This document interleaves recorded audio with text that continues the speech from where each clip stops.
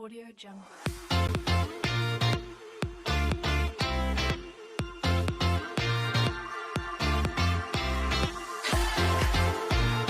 Jungle.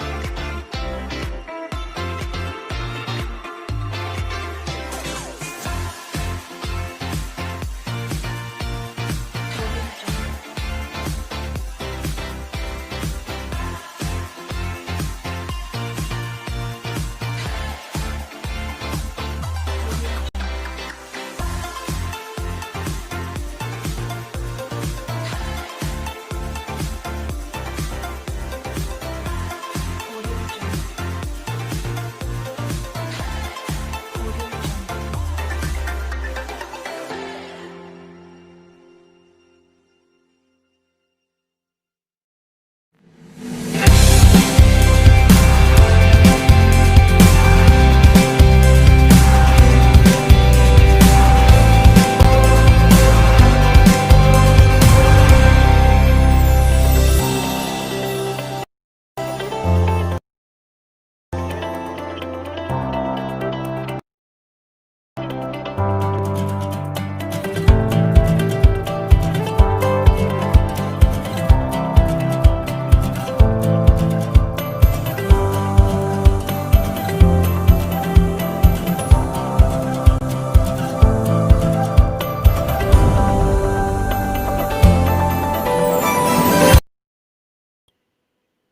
Hi everyone, welcome to the fourth new sessions of DRDCA 2020. And today is a special day because it's a composite media session. So for those people who don't know who am I, since I've been coming here almost for half of the month, I'm Dr. Chandra, an endodontist, a writer, and a poet, and most importantly, your host for all the scientific sessions in DRDCA 2020. So this is a dental conference that has been running since 1st November now. It will end on 30th November. It's a 1 month international dental conference where we have almost 40 speakers with us from all over the world, the best of the lot. And today the speakers are actually the amazing ones. We had a morning session also since it's a weekend. We had a morning sessions where Dr. Rumpa Viz and Dr. Siti Rama joined us, and they spoke about active biomimetic material, and Dr. Preeti talked about the composite restorations and the details. So the session, in case you have missed the session, you can go on YouTube, Facebook, and check the session out. This sessions exclusively is just for 48 hours. The reason of the same I'll tell you in the end of the conference, this conference. So make sure that you visit this session. Dr. Preeti mentioned beautifully about the restorations and the all the basics of smile designing. So very important information. The speakers that we have now are equally amazing. We have three speakers with us: Dr. Smita Kole, Dr. Madhu Singh, and Dr. Chandra, Dr. Chandra Mouli. The first speaker that we have is Dr. Smita Kole. Dr. Smita Kole is founder and director at Dr. Kole's Dental Clinic. She has done her bachelor's from Government Dental College, Mumbai. Post her graduation, she has been continuously updating herself by participating in various courses and CD programs. She has completed a master composite course with Tokuyama Dental at Japan, Tokyo in July 2017. She has also completed a full mouth rehabilitation FMR course with Dr. Moise Khakiani in 2015. Completed dental photography course, completed smile design course, initial comprehensive composite course, and many others. She has also been a recipient of multiple dental awards. She has many awards on her name. She has also won Famdent Excellence Award. She got nominated for the Talent of the Year for the work in dental tattoos and tooth piercing. So that's really interesting, and I'm looking forward to the topic that Dr. Smita is going to speak about. So basically, what happens is in the COVID era, as a clinician also and as a patient also, we are looking forward to the options. where we can save the time, we can save the effort, and in less time we do as much good work as we can. So here is a concept which I did not know about. So it is about restoring tooth with clear silicone index using injection molding technique. So completely something new, and something that I'm looking forward to listen to. You listen to this conversation, listen to the session, and all your questions, please keep posting them on wherever you are seeing us, Facebook or YouTube, and we'll try that all questions are answered. The question answer session will be post the session of the speaker. So I welcome Dr. Smita Kole to explain to us about this new concept. Good evening to Good all my evening. viewers, and let me wish you all a very happy, healthy, and prosperous Diwali. And I pray God let the brightness of this diyas of this Diwali take away the darkness of COVID-19 from all over the world. Let me take an opportunity to thank you for DRDCA 2020 International Team for giving me an opportunity to express my views on this platform. Thank you, Dr. Roxon. Thank you, Dr. Nupur. And thank you so much, Dr. Pallavi Mahajan, for such wonderful introduction. Without much ado, I would like to start with our session.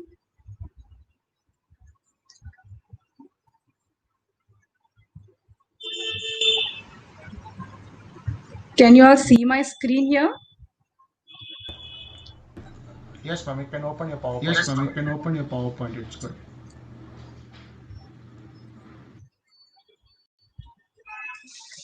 Can you all see?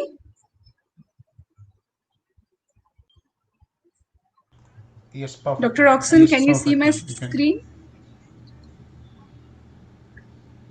Dr. Roxon?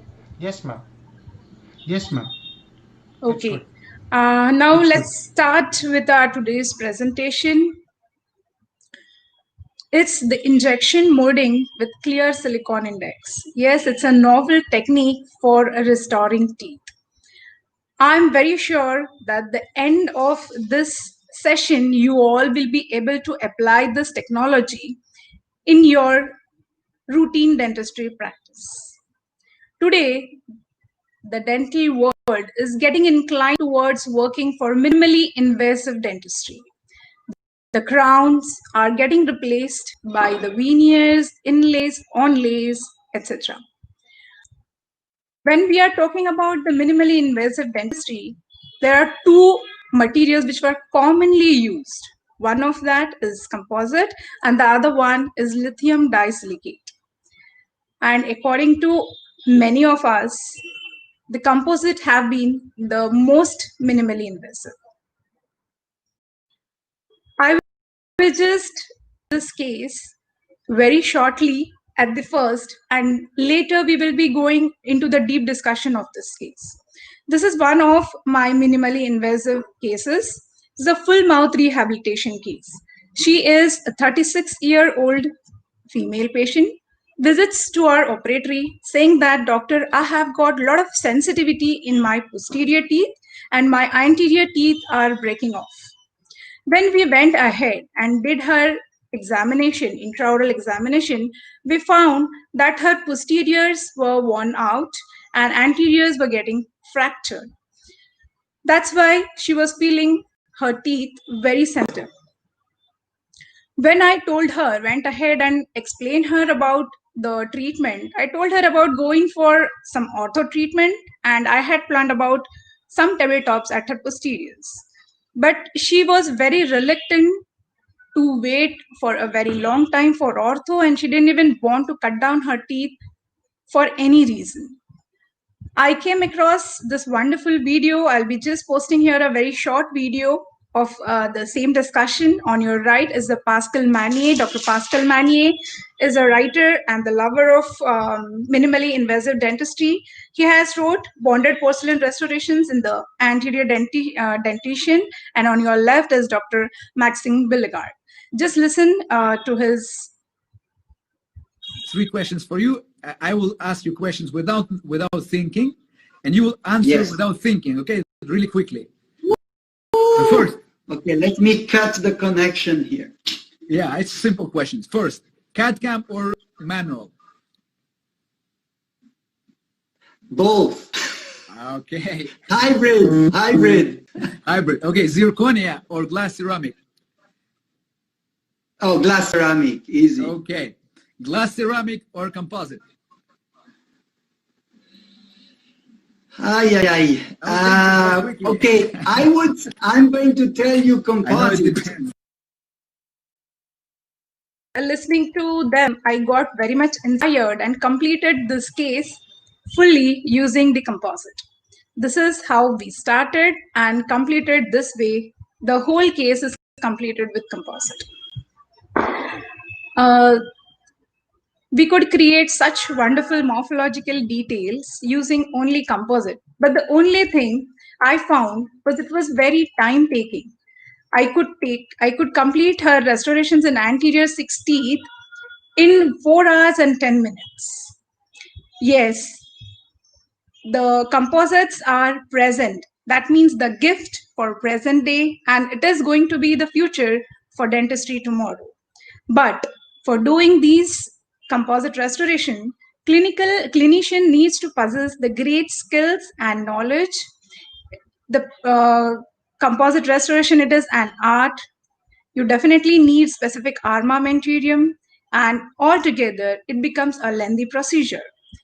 In this corona era, we were advised to have a very less contact time with the patient, and for this, there were so many procedures been procrastinated.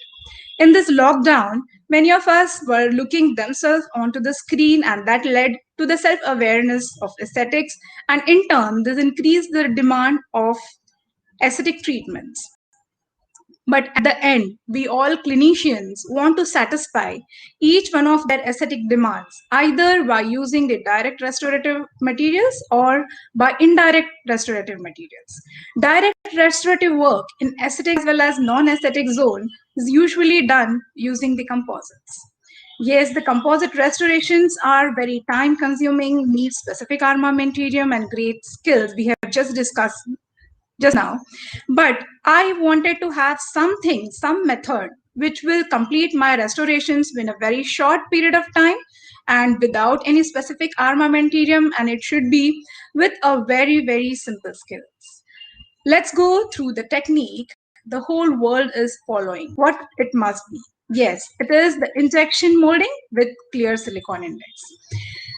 If you all follow all these steps in details, I'm very sure that you all will be able to reproduce such wonderful morphological details in your practice too. This is a very simple procedure and needs very minimum armamentarium. There are only 2 steps which are involved, visit 1 and visit 2 in the clinic. In visit first, oral prophylaxis and impression making will be done. I'll just be going through all these steps very fast right now so that I'll be giving enough time for each step in detail. Secondly is a shade selection. Once these 2 steps are done, there'll be some laboratory procedures. The wax mock-up will be done, and we will be preparing clear silicone index even before the patient visits us for the second time. In second visit, we are going to try this silicone index intraorally. There'll be split dam isolation will be done, tooth preparation will be done, injection molding is proceeded with tooth by tooth isolation, interdental clearance check, and we will be removing excess, and finishing and polishing of the restoration will also be done. In first visit, oral prophylaxis treatment is completed. We will be doing the preoperative impressions of both the arches, and a very important step of selecting the shade is done. Meanwhile, we'll go to the lab work. What we are going to do, the lab person is going to retrieve the working models out of the impressions we have provided him, and he'll be making a clear custom tray for our patient, and he'll do the wax for us. Now, only one thing I want to mention here is working models should be prepared in the dye stone material. Now, let us talk about this custom tree. The tray selection can be done using which are prefabricated ones or the customized one or the digitally printed one. I'll be using a customized tray which is made up of ethylene vinyl acetate material. Now, once I'll receive these custom trays from the laboratory, I'm going to check its fit on the working models. What we have to check here is we must have a clearance of 2 to 2.5 millimeter all over the teeth surface. So that our clear silicone material will have enough space. Third thing is wax up. There are only three things to be taken care of here. One is, and the important one is the wax up. Wax up should be done either by a skilled technician or the clinician himself. Secondly, while doing this wax up, the wax up margins should be kept around 5 millimeter away from the free gingival margin. And thirdly, we have to block these undercuts. Otherwise, our clear silicone material will flow incidentally and block it, and the retrieval of the same will become a difficult point. Now, as our custom tray is ready, the wax up is ready, let's go ahead and prepare the silicone index, the clear silicone putty index. Here is a very short armamentarium needed for the same. We are going to need the clear silicone material, the working models, custom tray, the flowable composites. I'll be using the surgical blade of number 12. What is missing in this picture is the finishing and polishing kit. You all can use any finishing and polishing kit for composite which is available in your operatory. So even before we start with preparing the putty index, I'm going to immerse this model into water for 5 minutes. Once it is immersed, I'm now going to inject this clear silicone material all over the waxed up areas. We have to take care that we are not going to raise the tip of this silicone cartridge so as to avoid any air incorporation in it. Some of the material also has to be injected into the custom tray. And now I will carry this custom tray over my working models and gently exert a little bit pressure so the excess flows out. This will also help to remove the air bubbles. Now, once it is completed, I'm going to wait till my material sets. It's approximately 5 minutes extra orally. Now, once it is set, I'm going to cut down the excess material. I'll be using the 12 number surgical blade to remove all the excess material. We have to take care that the excess removal procedure must be done only after the material is set. Otherwise, it will distort our clear silicone index. Now I'll be slowly retrieving this clear silicone index from the working model and check for any undercuts. Otherwise, our silicone material will block this undercuts and retrieval will distort the clear silicone index. Now I'll just remove the custom tray, separate the custom tray from my index, and here is a sparkling clear silicone index ready for the further usage. Now I'm going to check and recheck the insertion and the removal of this clear silicone index on the working model to check for any interference. Once it is done, I'm going to use a taper fisher diamond burr to prepare holes in this putty index so that from there I can insert the tip of the flowable composite. Now comes the second visit as I'm ready with the clear silicone index. What kind of tooth preparation we are going to do here? Say for example, I have a diastema here. Am I going to do any tooth preparations here? No, but yes, we have to remove the prismatic enamel which is present on the topmost layer of the tooth. Now, once this tooth preparation is completed, a most important step for the success any composite restoration, even before this COVID era, is the application of the rubber dam. But I'm going to apply a split rubber dam here so that I can easily incorporate my clear silicone index intraorally. Not only the application of rubber dam is enough, I'm going to isolate the working tooth from the adjacent teeth using the Teflon tape. I'm showing here only single tooth, but when we have multiple teeth, I'm going to use the alternate tooth isolation method, which we will be seeing in coming slides. Once the isolation is done, I'm going to apply 37% phosphoric acid on the tooth. Depending upon whether I am in the enamel or dentine, the time will be approximately 15 to 10 seconds respectively. Once the etching is done, I'm going to rinse off this etching gel for the same amount of time or more. After drying, after rinsing, the drying is done. And once the drying is completed, I'm going to use the universal adhesive or the bonding agent. I'm going to follow all the instructions suggested by the manufacturer, either the 2 coats or 20 strokes, whatever is mentioned by the manufacturer. Once the bonding is done, I'm going to cure this approximately for 20 seconds. Now here comes a very, very important step is the application of wetting agent or the composite primer on the intaglio surface of the clear silicone index. This will increase the wettability of the composite. Application of the same onto the working tooth is not mandatory. Now, such clear silicone index, I'm going to carry intraorally, adapt it nicely over the teeth. Check fit is done, and through the vent holes, I'm going to insert the tip of the flowable composite, take it to the bottom till the depth of it, and start injecting the composite over there. The advantage of this clear silicone index is I can see through this material. My material is rising, whether it is deficient at some places. I can really turn my tip of the composite syringe and fill those spaces. Once the infiltration is completed, I'm going to cure all the surfaces of the composite restorations, each for 20 seconds.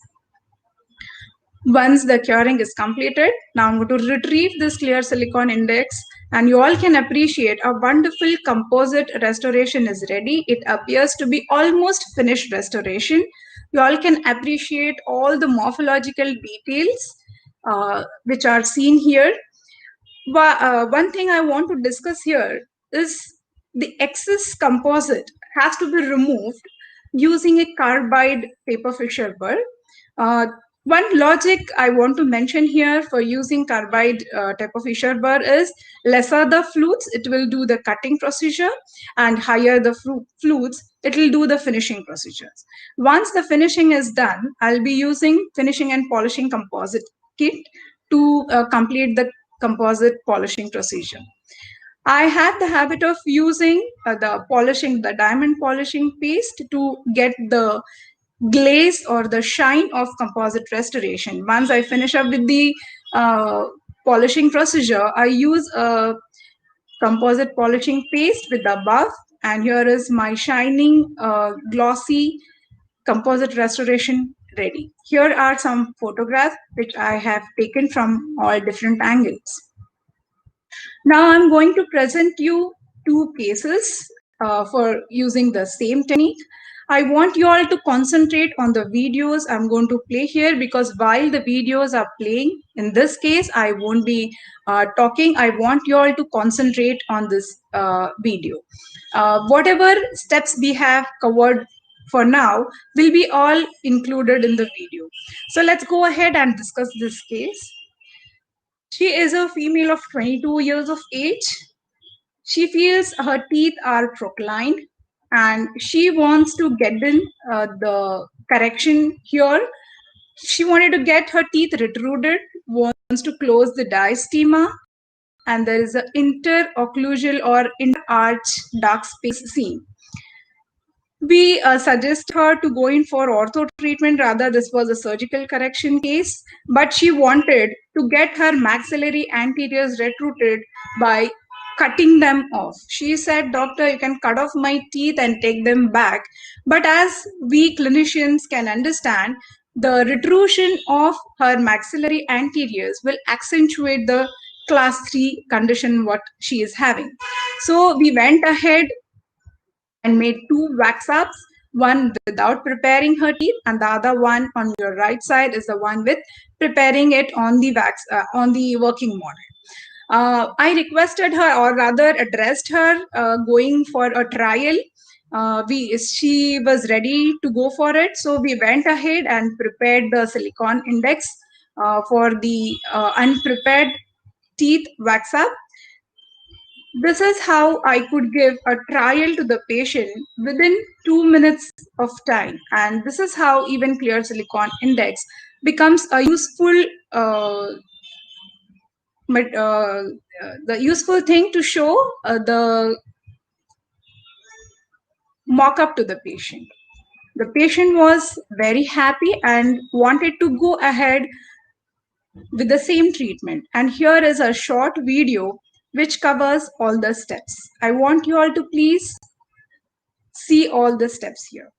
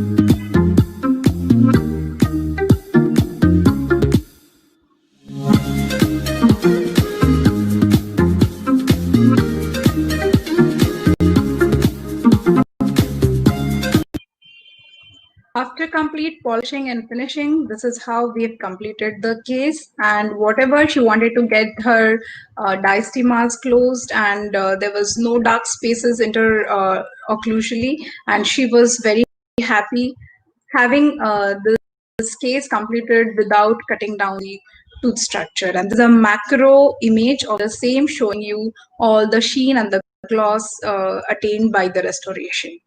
These smiling curves of a happy patient, we could make it possible only using this clear silicone index. We could complete this case in a very short period of time. This is how I can see the happy smile on the patient. She was very happy and she said, "Doctor, you're so great to save me from cutting down my tooth structure." And she was ultimately very happy to have this smile back on her face.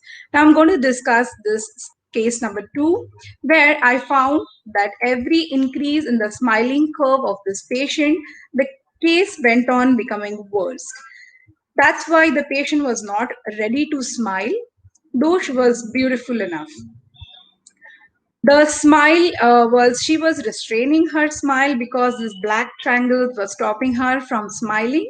So as she was ready for the treatment, we made impression for both the arches, went ahead and got done this wax ups ready for both the arches, and went ahead and started with the maxillary one first. We prepared the wax ups, we prepared the silicone index, and here I'm going to just mention the steps as we have already discussed everything in above videos. So we did a trial check fit intraorally.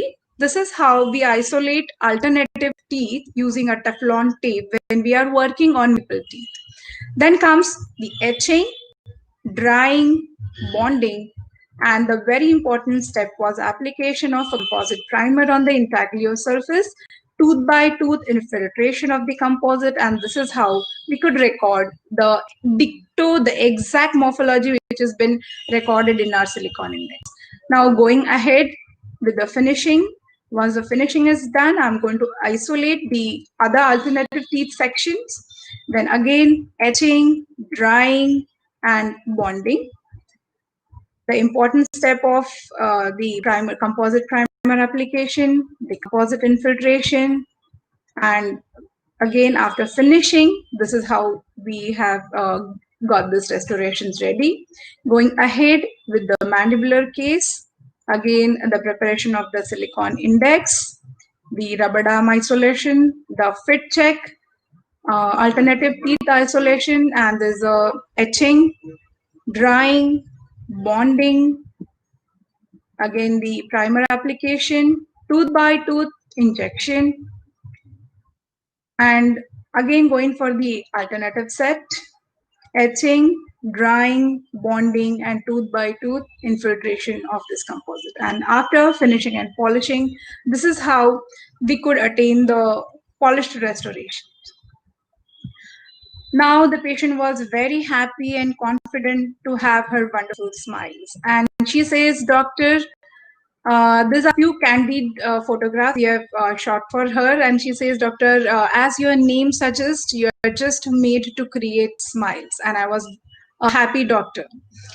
After the completion of this conventional method, I'm going to discuss this first modification of the technique. I'm going to discuss now the first case which we had discussed at the start of this presentation. This was actually the first case of my clear cell index application. When I had posted this case on Facebook, Dr. Udatta Kher came ahead, he messaged me, and Dr. Smita, why don't you go ahead and publish this case in some of the magazines as an article? And he helped me to publish this article in the world's reputed journals, Journal of Prosthetic Dentistry. It got published in last month. Thank you, Dr. Udatta Kher and Dr. Praveen Kumar Patil for helping me for this presentation. Now, this was the same case we had discussed in the start. This patient said, I have a lot of sensitivity in my posterior teeth and her anterior teeth were breaking off.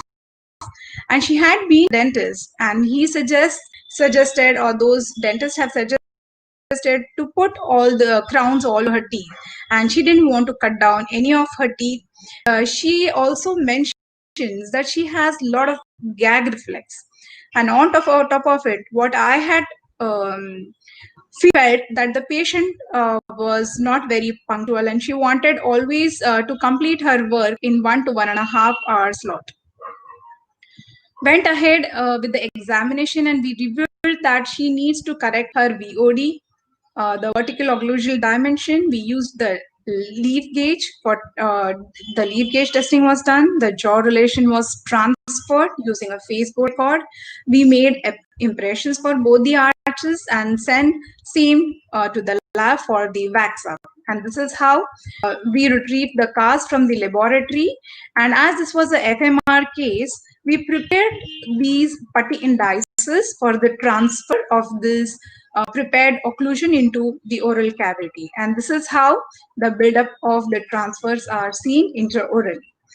And after we left this patient for 4 weeks in the same way, and patient was very happy to have her posteriors without any sensitivity. and patient was ready for going for the next treatment. As I was not well aware of this clear custom trace in the start, I went ahead and did this modification in my pate indices, which were already present, used for transfer of the occlusion. So what I'm going to need now for this first modification is the diagnostic cast of the patient along with the wax mock-up. I'll need the putty material, the BP handle, the BP blade, the cellophane paper, and the clear silicone material. Now, as I already had the indices ready for a short video to show how the indices are prepared and how I made the clear silicone using the same. Now I'm going to pat a roll of a putty material over the occlusion surface of the waxed up teeth, and once the material is set, I'm going to prepare the window such that this will expose all the wax up teeth.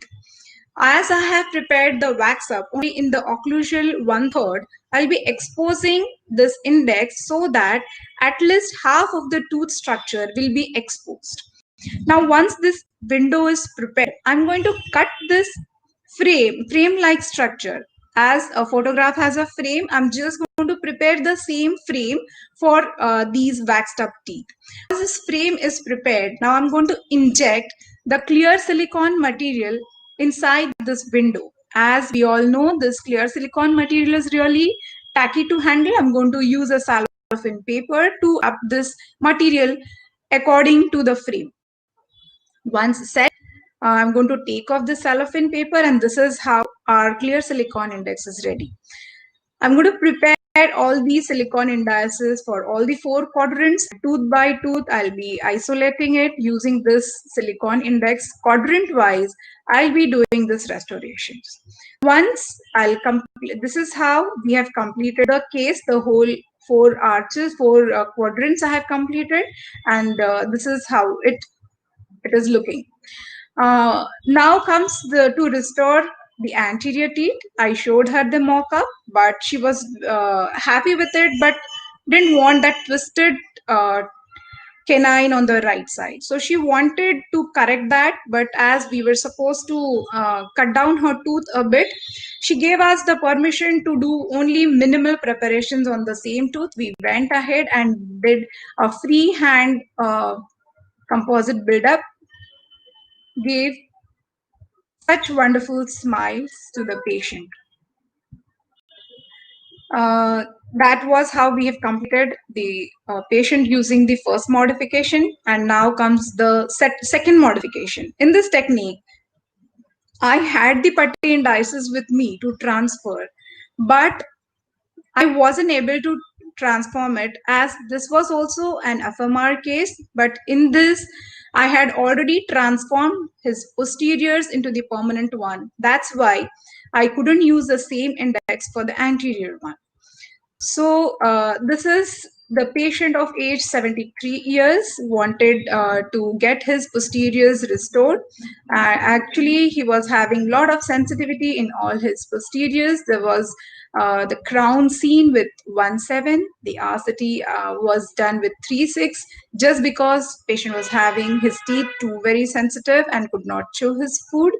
And we planned to alter his BOD. The impressions were made, and this is how we retrieved the cast, the working models with the wax up from the laboratory.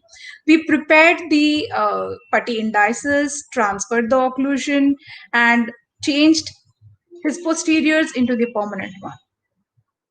We had planned for the tabletops, 3/4 crowns, and veneers for his posteriors, and same way we went ahead for the mandibular arch also. After completion of this, now this was the time to convert his anteriors into the permanent one.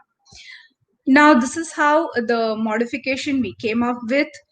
Just let's have a look through this video. I needed a small amount of putty material and rolled it over the palm like a string, and using the string, I adapted this material just like a frame all over the gingival surfaces.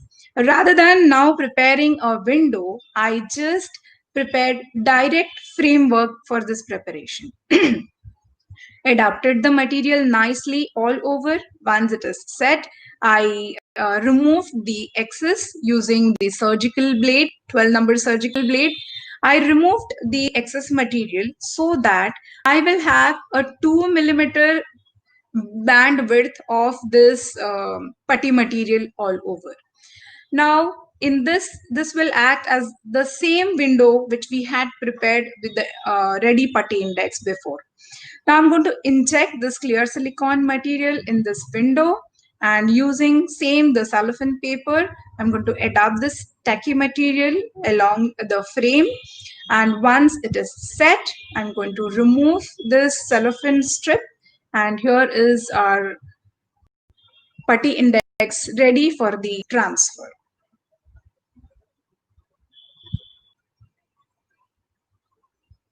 We prepared the same index for the maxillary one also, and went ahead with the same, the dry fit, isolation, removal of the prismatic enamel, etching, drying, and bonding tooth by tooth isolation and infiltration of the composite. This is how we could complete this maxillary restoration. Went ahead and started with the mandibular one, again the check fit, the isolation, and etching, drying, and tooth by tooth isolation and bonding and infiltration of this composite. And this is how we completed the mandibular one also. This is how we completed the maxillary and mandibular restorations. You all can appreciate the details we could register, same details in these composite restorations. Wonderfully, we have completed this case. You can see the morphological details from all the angles, still going closer, the macro view. You all can appreciate the finish we could achieve. This is how we have completed the conventional method and its two modification, and this is time to talk about the polychromatic restorations. We all have, many of us have done the restorations using the clear silicone index. Mostly, we have done the monochromatic restorations. Here was a challenge for me to convert these monochromatic into the polychromatic one.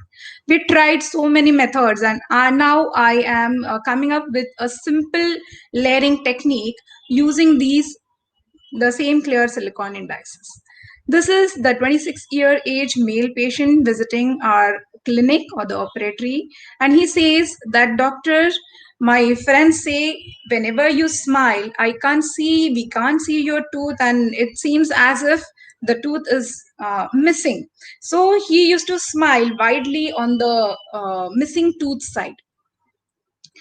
And when he had visited other dentists, they had told him to put the crowns, and they said they have to give him two crowns, sorry, two crowns together, as he has deficient tooth structure there. And he came to us and asked about how can we go ahead and do some restorations there. And we went ahead and did the shade selection, impressions, the wax models we retrieved from the laboratory, and this is the way we prepared the clear silicone index. Here is a short video I'll be showing how we converted this into the polychromatic restorations using this clear silicone index.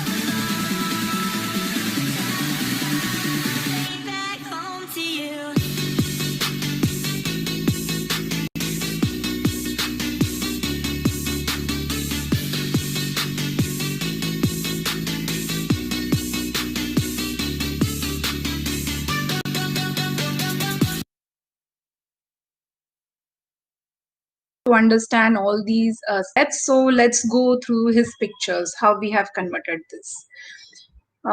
We have made the impressions for this patient. This is how we retrieved the wax up from the dental laboratory, and we prepared the clear silicone index. This shade selection is done, and we tried the silicone index intraorally, checked for his fit, and now I went ahead and prepared the palatal shell using this clear silicone index, and we isolated the tooth, etching, then drying, bonding. The bonding material is cured, and with the same silicone index I transferred this palatal shell in transparent clear transparent material.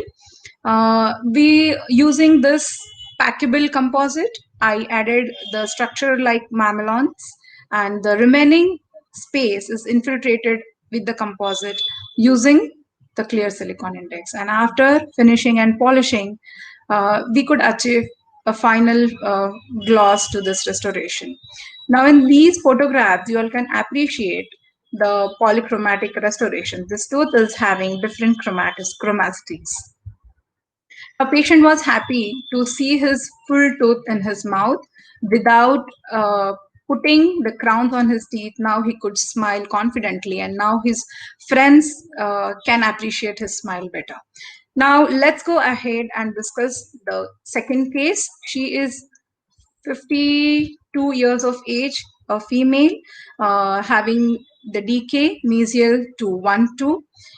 As she was ready for it, we went ahead, selected the shade, and prepared the impressions. The wax mock-up was ready, prepared the silicone index, and after the removal of decay, this is how the finished tooth is ready.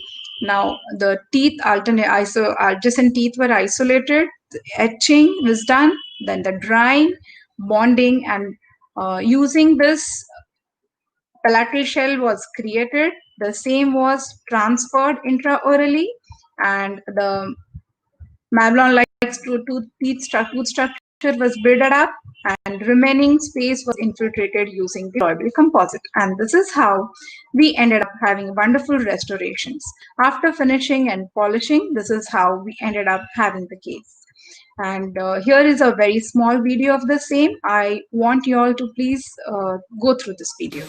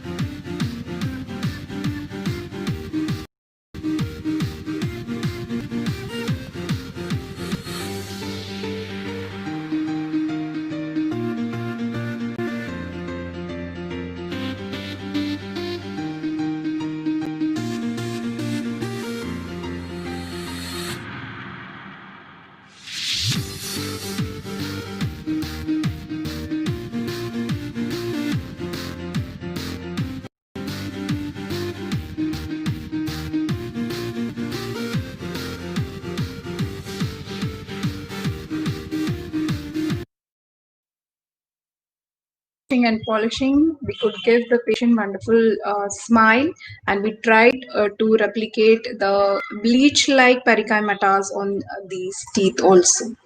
So in the end, I would like to discuss the advantages of this technique. This method gives aesthetically pleasing results, as you have observed. There's a predictable reproduction of the tooth anatomy. There's a less chair side time needed to transfer these onto the teeth intraorally, and this is also convenient for the patient. It eliminates the issues related to the oxygen inhibition layer, and there's a higher degree of polymerization, so it improves the final mechanical properties. Only gross occlusal adjustments were needed, and no major finishing and polishing was needed here. We could use this to, we could repair these composite restorations easily. This was very economic, and trial mockups also can be shown to the patients. These are the take-home points. We all must try and use the clear custom trays. Need to get this wax up done using by the skillful technician or the clinician himself or herself. Keep the wax up margins around 0.5 millimeter away from the free gingival margin if possible, or protect the sulcus by using the Teflon tape. Immerse these working models in water for 5 to 10 minutes even before starting the procedure. Use a taper fisher diamond burr for making the vent hole, the modeling resin on the integral surface of the clear silicone index, and do not withdraw the piston of the syringe to stop the excess flow coming out of the tube that incorporates the air bubbles in our restoration. In the end, I want to end my presentation with this quote: "The great personality is not born in the maternity ward. A great personality is born by the choices that one makes. So, my friends, choose wisely." Thank you so much for your calm listening. I know this time wasn't enough to talk about all the details of all these steps. If at all there is any query, you all can contact me on any of my social contacts. Thank you so much.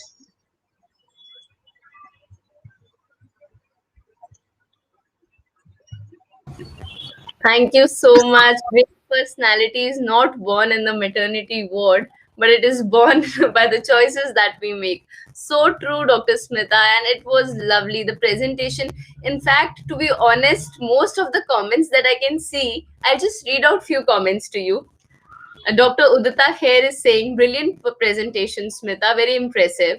Dr. Sana is saying, lovely technique, some great take home points, beautiful presentation.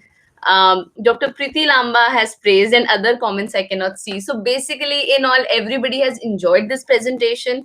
We have learned a lot, and to be honest, thank you for the efforts that you have made, not just in presenting, but the making those videos separately and incorporating them in this, because it is so true that sometimes we just hear the things, but when we see them practically, we learn a lot of things. So thank you, Smita. Thank you. I just want to say sorry to you all because I'm just having little sore throat and there was so much of disturbance in between. No. Your work was like, I am highly impressed. So, okay, let me start with a question. One question is, why to immerse the working model in water? You mentioned in a take home. Yes. Very wonderful question. Actually, whenever we immerse this working models in water, the silicone material we are going to use for preparing this clear silicone index gets easily separated. Otherwise, it will go into the holes which are present into the dye stone present.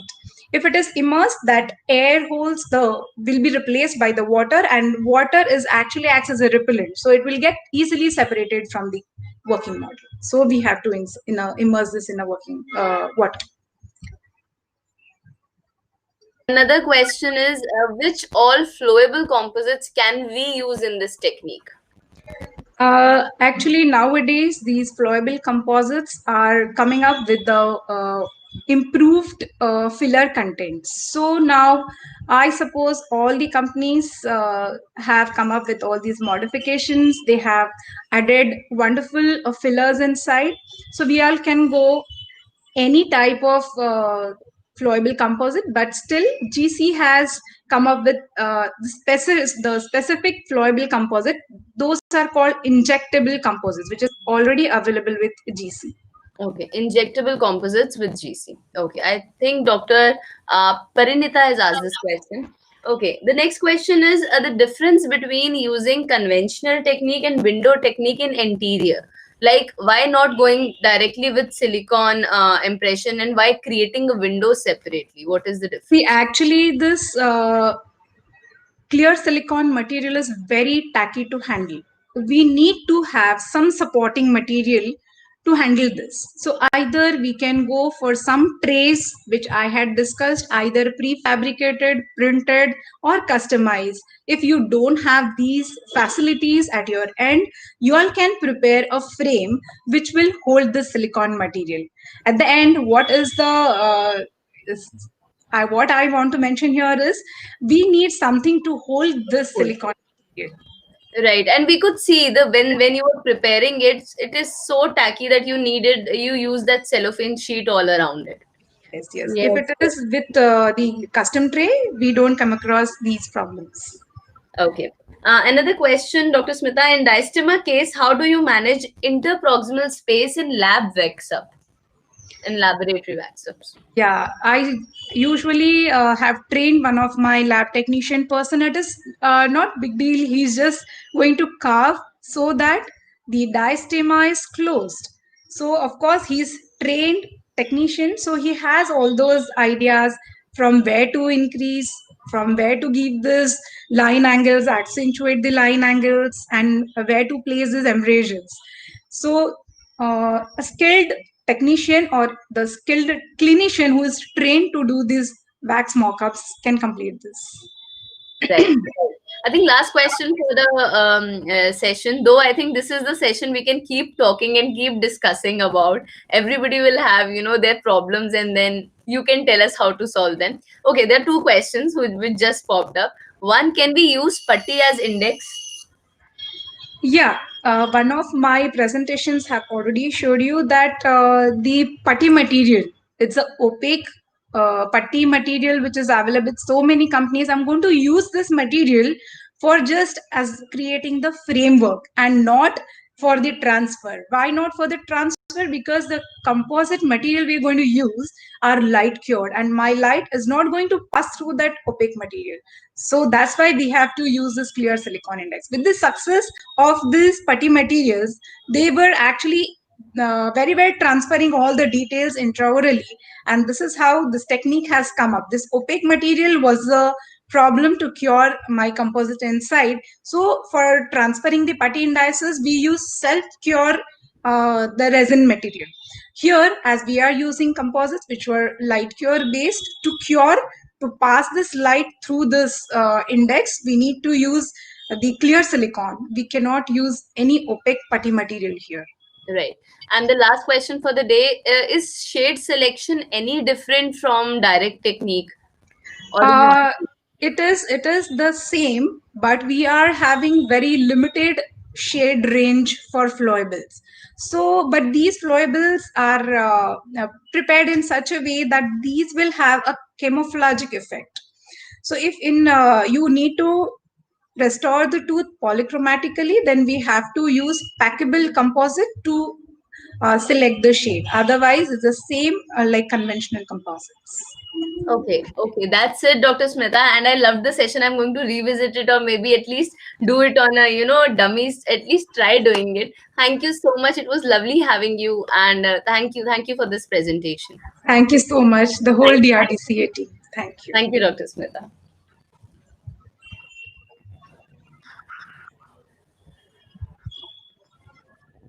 So that was Dr. Smita Kole. And yes, indeed, the lecture was awesome.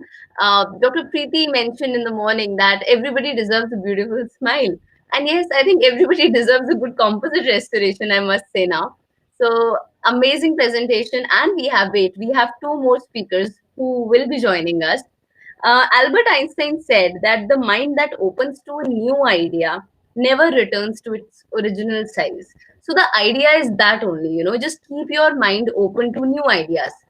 Whether I'm talking about endo, whether I'm talking about composite, or not me, other speakers are talking about all these things, it's very important that we have an open mind, we sit with an open mind that okay, if not anything, we are going to learn some new technique from this, learn something new, and maybe implement it whenever we have armamentarium, or whenever we can create an armamentarium. Thanks, a special mention, a special thanks to the people who found Dr. Smita's work and pushed her to get it published. Because had it not happened, maybe we would not have seen her in this presentation the way she has presented.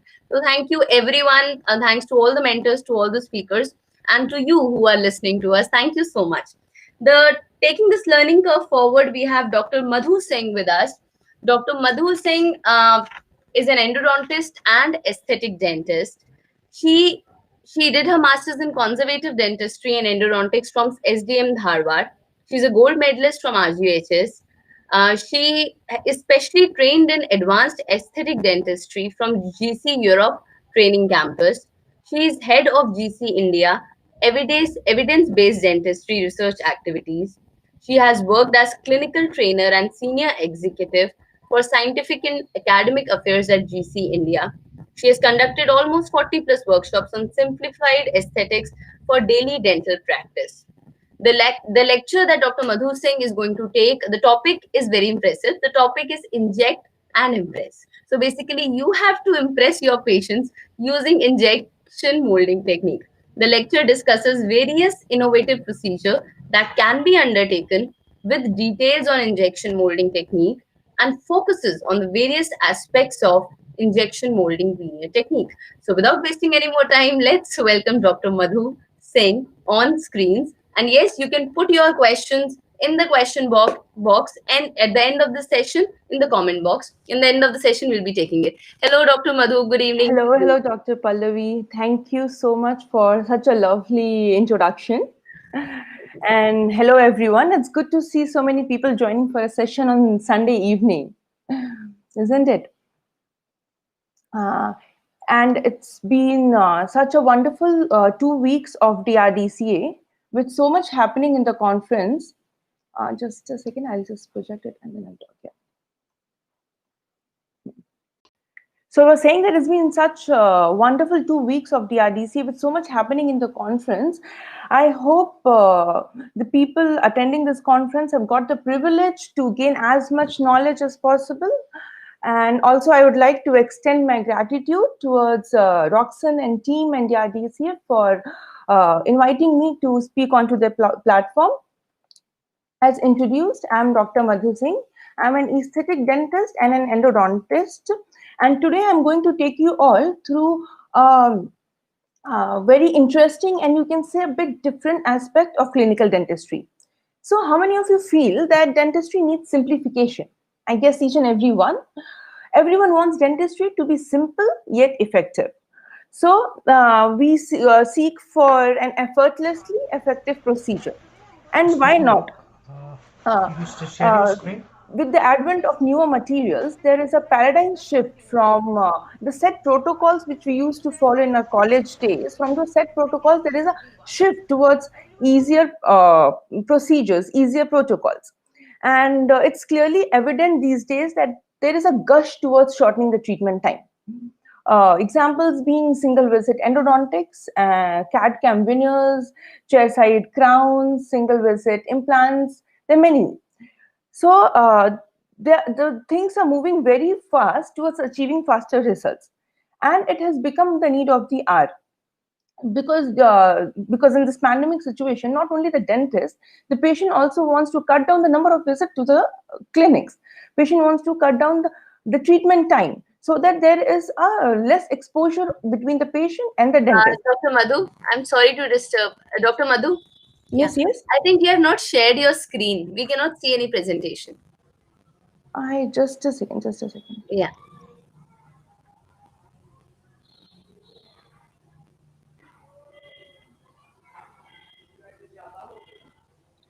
Okay. Yes. Now we can see it. Yes. Please go ahead. Is it fine now? Yes, it's fine now. Was I audible? Sorry? Was I audible? Yes, yes, you are audible. You are audible, and the screen is very clear. So please go ahead. Thank you. Okay, okay. So I was telling that in this pandemic situation, we need to follow some certain procedures. We need to follow certain techniques, which is simple yet effective. So today I'm going to talk something on the similar ground in making dentistry fast, quick, and effective. Let's see how we can do that. But before that, I would like to share a survey with you all.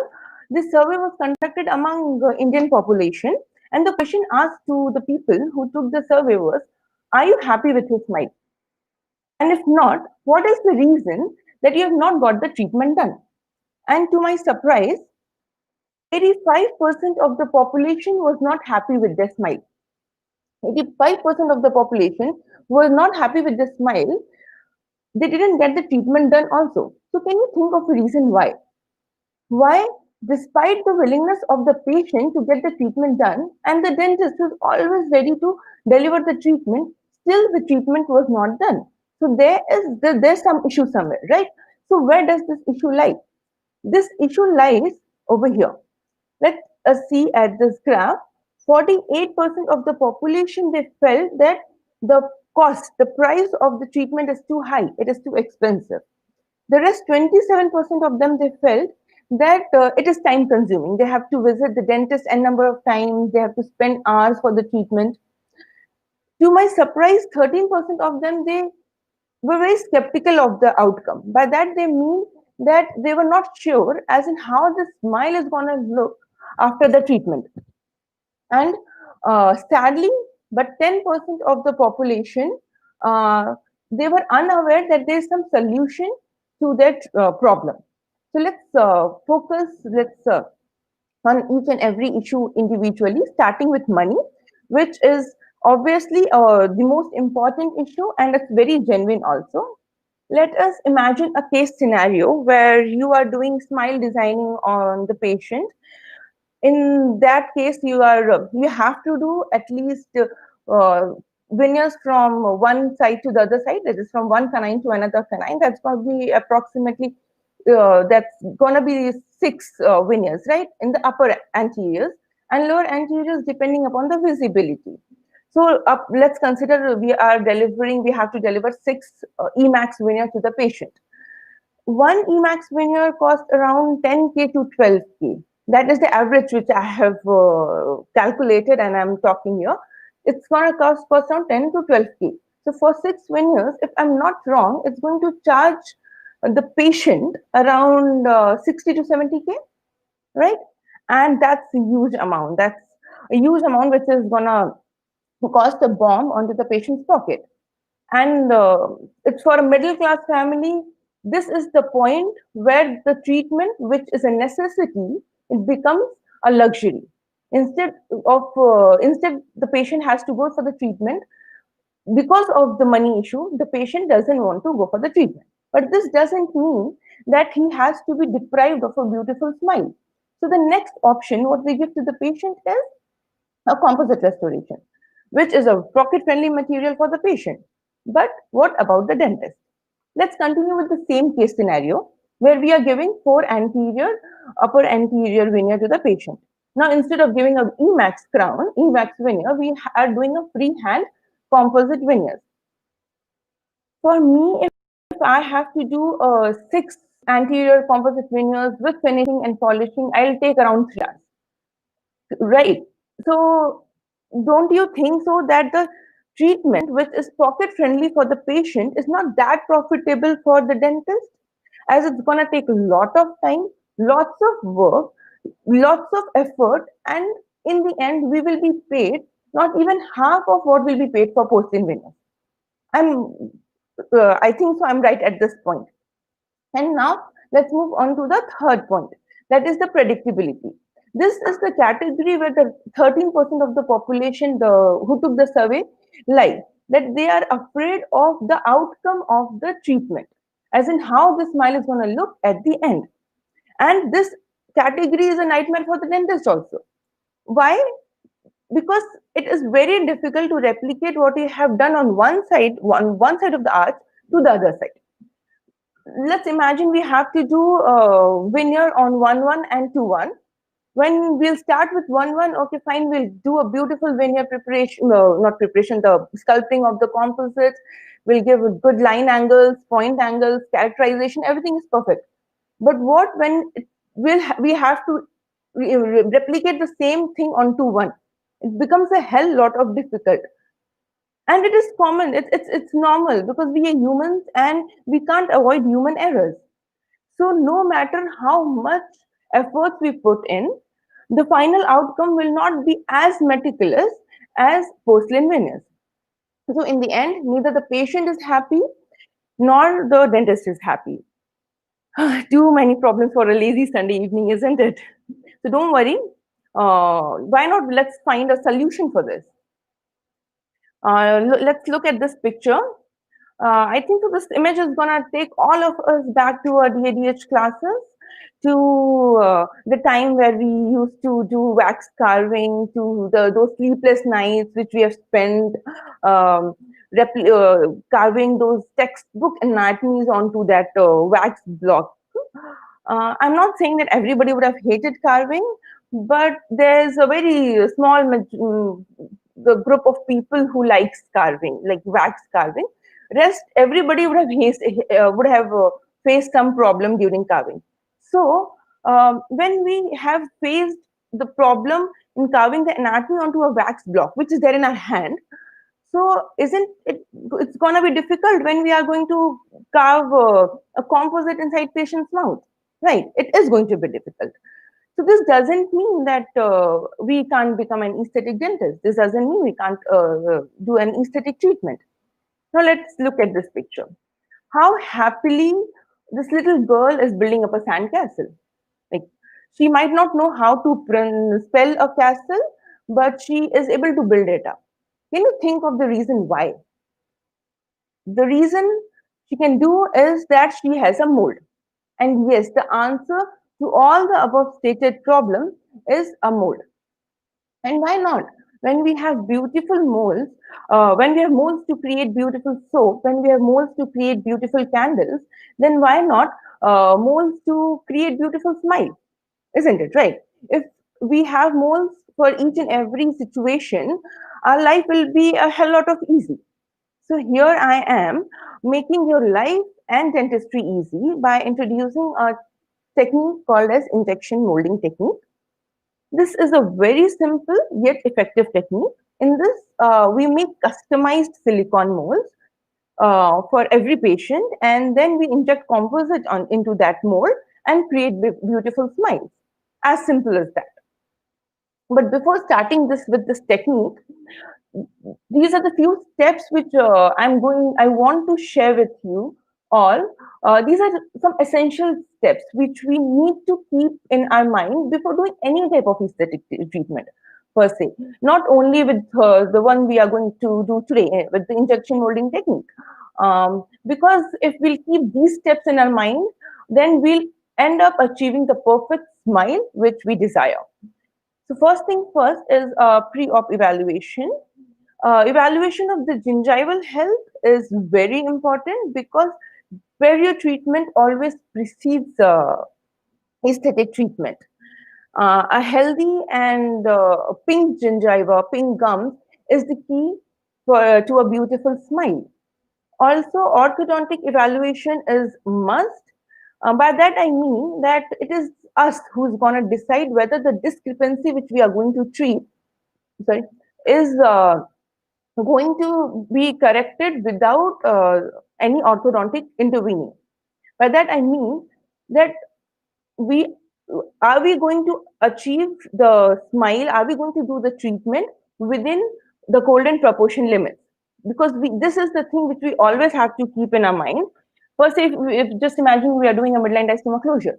If the millimeters, if the entire calculation is not going to lie within the golden proportion limit, no matter whatever technique you use, whatever, how much ever perfectionist you are, in the end, the smile is not going to be great. After this, always inculcate the habit of fabricating a mock-up cast. By this, you will not only gain the confidence of the patient, but you'll also make create a safer grounds for yourself. And then after these checkpoints, you can proceed with the treatment. And at the end, do not forget to use your colorful articulating papers and ask the patient to do the necessary movements, the lateral, excursive, incursive movements to record those high points. Because if without removing those high points, we will not be able to achieve the longevity of the prosthesis. So starting with this technique, when this technique comes into picture, when people hear about this technique called as this injection molding technique per se, it is exclusively related to veneers. It is exclusively related to veneers. That is the only picture which comes to our mind, but this is not so. This is a very handy technique which we can use in a number of cases. And today I'm going to show in how many cases are there, how many situations are there where you can use this technique. We can use this technique in generalized teeth discoloration in cases where there's fluoride stains, tetracycline stains, where you have to give multiple veneers. It's an excellent technique to go for. It can also be used in single tooth discoloration, basically all these necrosed teeth, for the closure of midline diastemas, for generalized diastemas, for buildup of class 4 fractures, for buildup of peg laterals, in cases of single tooth rotation. In patients where they have, in cases where the patients have single rotated tooth and they don't want to go for an orthodontic treatment, when they don't want brackets and they want it to get corrected, we can use this technique, and this technique really comes handy in situations like this. In treatment of wear cases, in challenging aesthetic cases like full mouth rehabilitation, this technique is a must.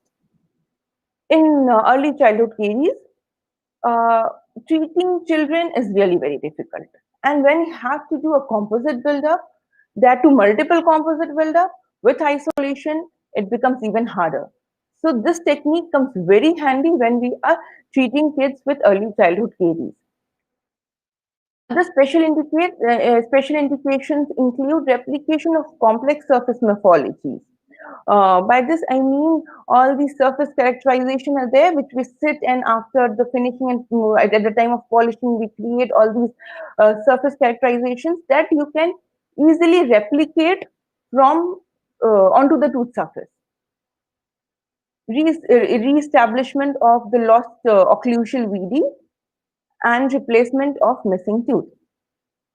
Because of the time constraint, I'll not be able to focus on all the indications in today's session. So today I'll be talking about single shape veneer, how to fabricate that with this technique. The second I'll be talking about is layering technique, how you can do with this technique. And the third one I'll be talking about is replacement of a missing tooth. So what are the materials which we need to carry out this procedure? The first most important material is a clear VPS material, clear silicone material. And the second one is an injectable composite. There are many silicone materials present in the market like Exacclear by GC, Mimosil, Elite Transparent by Zermac. In injectable composites, again we have GNEL by injectable by GC, Prolific Tokioma by Tokioma, Beautiful Injectable by Shofu, and Heated Composites. So when we have so many materials in the market, we tend to get confused as in which material to go for. And in Dr. Smita Kole's lecture also, I've seen few people asking, and as in which material to go for, which injectable composite, because her lecture was also the same. So which injectable composite to go for. So in this lecture, I will help you to select which material to go for by telling the character, the properties of the material, what you need to have in these materials, in these two materials, what you need to see. Starting with silicone material, the first thing which you need to see when you go and buy a material is the transparency. The material should be as transparent as possible, because not only it will help to deliver the entire light for the for polymerization to the composite. Also, it will help us to visualize it properly when we are injecting the composite inside. As in if there is any void or if the material is not flown properly, we can visualize, we can rectify it before curing it. The second thing which we need to see is the reproducibility of the material. For that, what you need to do is inject a lump of clear silicone material onto a mixing pad, press your thumb on that material, hold it till the material sets and remove your thumb. Now check for how precisely the fingerprints is transferred from your thumb to your impression material. And this is a must. This you have to see. It has to be there in the silicone material. Why?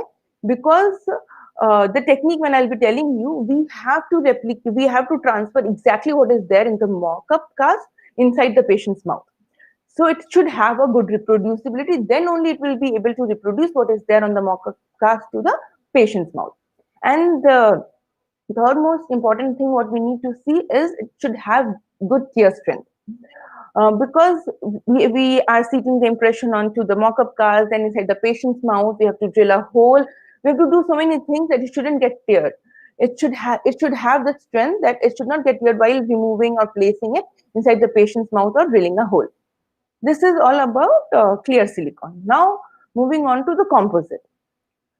When another question which people have asked me a lot when I have conducted these lectures elsewhere in other conferences is why only injectable composite? Why not a packable composite per se or a flowable composite?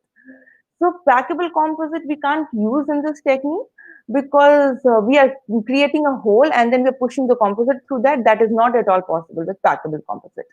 And when it comes to a flowable composite, we can't use it because it doesn't have strength. It doesn't have the strength because just let's go back to the indications which I have told. This technique can be used to raise the VD. This technique can be used to give veneers, missing tooth. So whenever the occlusal force, when the patient is going to bite, the prosthesis is going to break because flowable composite doesn't have the strength. So then we'll come to injectable composite. Injectable composite is nothing but the packable composite in a flowable consistency. It has the strength of a packable composite, and it has the finished. It has a very good polishability also. So injectable composite is always recommended for this technique. And one thing we should always check while buying an injectable composite is it should not slump away.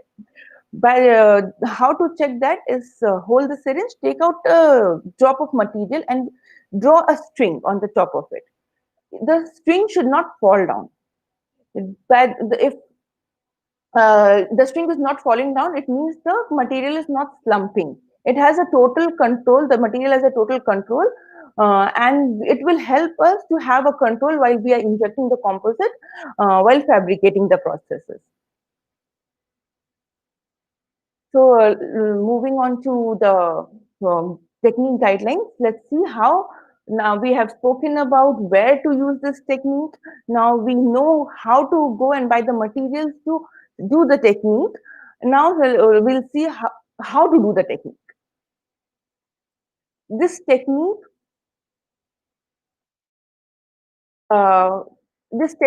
is the same for many indications I've told, right? It is the same. Few steps are same for all the indications. Only a very little change is there for everything. So first I'll tell you the overview of all those steps, which is the same for all the techniques. Then the slight changes which is there, we'll address it later. So in this, when the patient comes to your clinic and you finally decides after all the assessment that, okay, now you are going to treat the patient, at that time, you have to make an impression of the patient. You can use any petty material, a light body, you can make an impression and then send it to your lab technician. When you're sending it to the lab technician, send all the necessary photos, all those instructions, what you want to send it to the patient, to the lab technician. If you are using a digital smile designing app, then it's good. You can design it and you can send how you want it. But explain it properly to your lab technician as in how you want your mock-up to be, because as precise your mock-up is going to be, the smile, the processor what you're going to build in the patient's mouth is going to be that pretty. So once the mock-up model will reach your office or your clinic, then what you have to do is make the silicone material which I was talking to you about. You have to make the impression of the mock-up cast. You're not making any impression with the material inside the patient's mouth. We are making the impression of the mock-up cast, and then after that, whatever necessary preparation we have to do inside the patient's mouth, will do. Like if we are doing a veneer, we'll do a veneer preparation. If it's a class 4 feather line edges, whatever is we have to do inside the patient. This is the place where the technique is a little different for different procedures. What we are doing it in the patient's mouth. After that, take out the impression which is there on your mock-up cast, puncture a hole, place it inside the patient's mouth, inject it, cure it, and you are done. You are done. Only this much is what you have to do. So let's start with veneer preparation. This is a case where this, you can see the composite over here is discolored, is chipped off, and then the lateral, it's in slightly class 2 diff 2 case, class 2 diff 2 position. There is a black triangle over here between the lateral and the canine. So from this, we are going to achieve this using this technique. So what we have to do, everything which I've told now, is first the impression was made inside the patient's mouth. It was sent to the lab technician.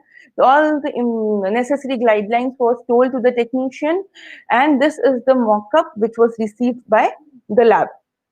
After this, the impression of this mock-up was done, made using this material. Now, the third most important armamentarium which we need over here is a non-perforated impression tray. No tray adhesive, no perforated impression tray. Why a non-perforated impression tray? Because we want our impression to come out of the impression tray. First reason is this. The second reason being, we don't want, if it is a perforated one, if we'll take it out, it will come out, but there'll be bubbles that are composite which will flow inside the holes. It will be filled with, the impression will be filled with bubbles. It will be there on this entire surface, which will again hamper in the visibility. So we don't want to do that. After injecting the impression material onto the impression tray, seat the impression tray onto the mock-up cast and make an impression, and then this is the mold. This is the mold which I was talking about. We'll get a mold like this, a transparent silicone mold. I have a video after this which I'll show it to you guys so that you can understand it better. Then after that, the next step is making a hole. This creating a hole, creating this hole for the passage of a composite syringe, the tip of the composite syringe. Either we can do it with the help of a needle burr or directly with the help of the tip of our composite syringe. I'd suggest always go for the tip of the composite syringes because it's metallic tip and these impressions are really very soft. So you can easily puncture a hole. If you'll go with the needle burr and you'll go with a burr, then you'll end up making a larger hole, or you can end up deviating here and there, hampering onto the tissue surface. So we can go do with any of these techniques, but I'd prefer to go with the tip of the syringe. After that comes the preparation inside the patient's mouth. Here, no veneer preparation was done, only roughening of the tooth surface. Acid etching was done, bonding agent was applied. Don't forget to isolate the tooth properly with the adjacent teeth I'm talking about with Teflon tape, because this material is flowable, no? So it flows onto the adjacent surface. And if you have not applied this Teflon tips, it will be really very difficult to take it out. So after this, after everything, the preparation inside the patient's mouth is done, then we'll seed this impression, this mold onto the patient's mouth. insert the tip of the syringe, inject the composite, cure it. When you remove the mold from the patient's mouth, you will get something like this.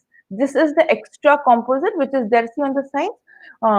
This is what I was talking about. So if this Teflon tape is not there, then this composite is thick and it will be a mess, and incidental space will be lost. So this extra composite, you can just scrape it off with the help of a 12 number BP blade. It comes out very easily.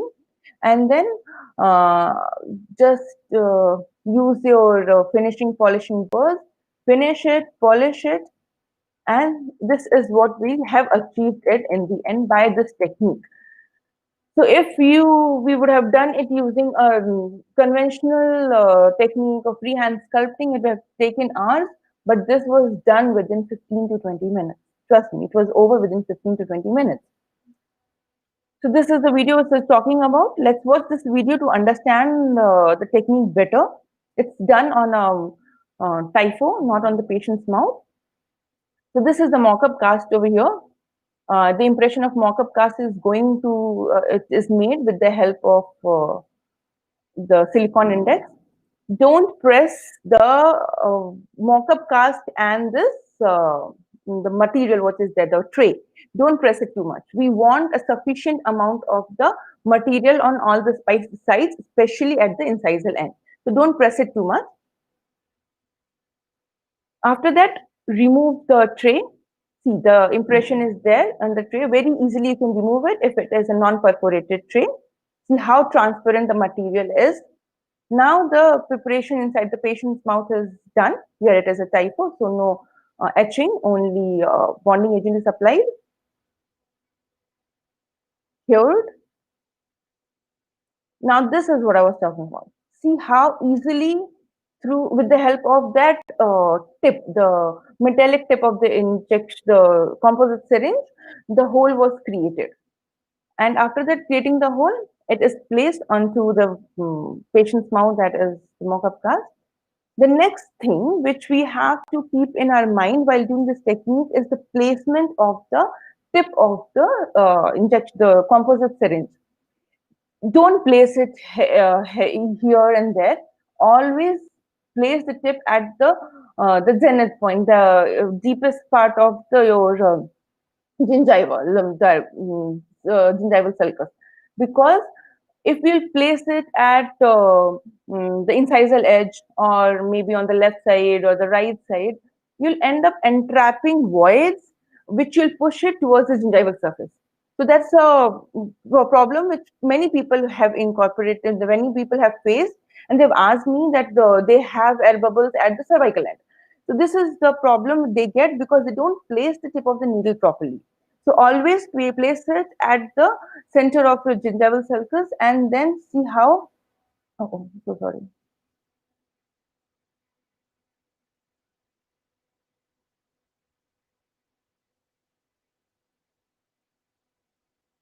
I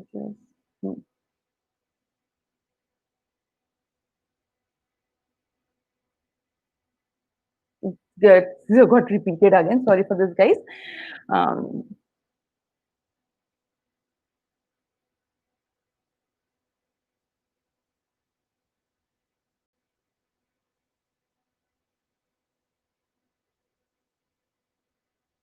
Here we come again. So here the injection, the needle is placed at the cervical end, and see how beautifully the material is flowing on all the sides. Inject a little extra and then cure it, and you're done. Remove the mold, and this is what you will get. Immediate veneer inside the patient's mouth.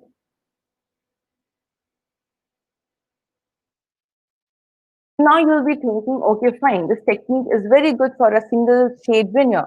But what about layering technique? What when we have to build up those lobes, then we have to give that incisal translucency, and in those cases, how to proceed?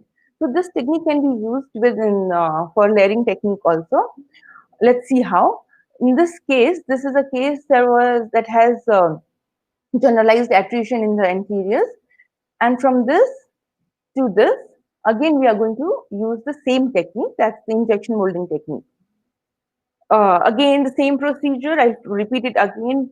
Take the impression, the patient's mouth, send it to your technician, instruct the technician, will get the mock-up model, and this is what you'll get. After that, the additional step, what we have to do over here is make a silicone index, the putty index, which we already practice, we have practicing in our clinics when we are doing a learning technique.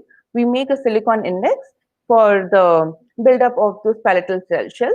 The same thing which we have to do over here. After this, again, inject the impression, make the impression of the mock-up model.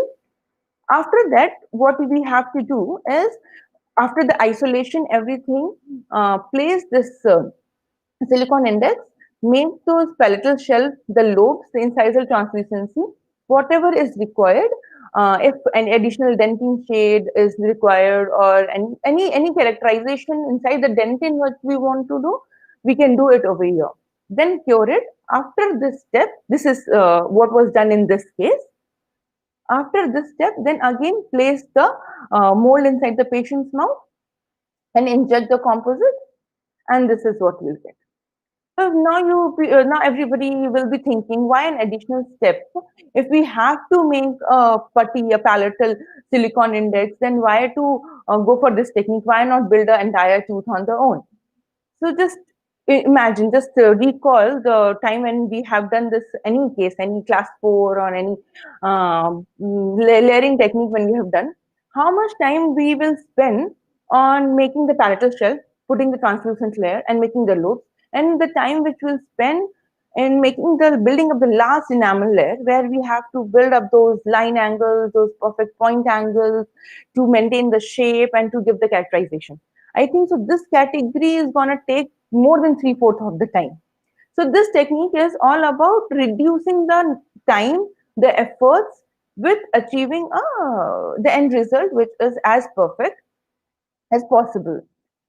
When we are doing one more question which was asked in the last session.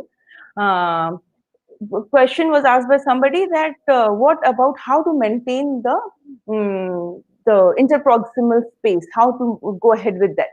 So interproximal space will be lost if you treat two simultaneous teeth together, because it's an injectable composite. It is going to fuse, it's going to flow, it's going to fuse. So if we are treating multiple teeth, it is always advised to go alternatively, like one tooth, then like in this one central is done. After this, sorry, this canine was done. After that, this central was done, and then the entire, like alternatively you have to do to maintain that interproximal distance. Otherwise, it will be interproximal space. Otherwise, it is going to be lost. So this is the final outcome after finishing and polishing what was achieved.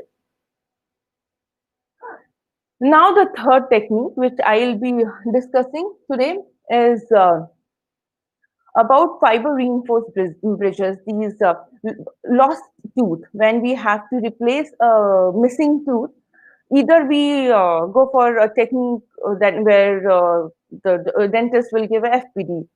Otherwise, or else there's many contraindications where the dentist can't go for FPD. In those cases, they'll go for a conventional buildup of those missing tooth.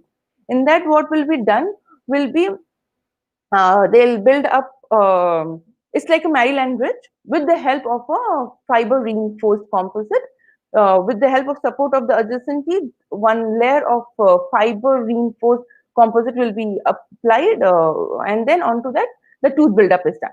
But it's a very tedious process. The building of that contact takes lots of time. So we'll see how to minimize that time and achieve the perfect contact. So this case is, sorry, I can't show if there's no recorded case of on a patient. So I'm going to show it on a mock-up cast. So the blue colored one, this one, just imagine that this tooth was lost, and then we have made an impression and we have sent it to our lab guy, and the lab guy has done this build-up and he has sent it to us. Okay, so the next step, what we'll do, always remember one more thing. When looking at the dryness of the cast, I remember always wet your cast before making the impression. If the cast is dry, it is not going to come out because the silicone material is too tacky. If the cast is dry, it is never going to come out properly. So wet the cast 10 minutes prior making the impression. So make the impression, the same procedure applied, and the impression is done. After this, uh, what I was telling was making this. This is the fiber reinforced bridge which I was talking about. This is created with the many composite fiber reinforced composites present in the market these days. So pick up any composite of your choice and just build it across the adjacent teeth. How to build it up is etch on the palatal surfaces of both the teeth. Etch it, roughen first a little, etch it, and then contour it in this way. This is very easy.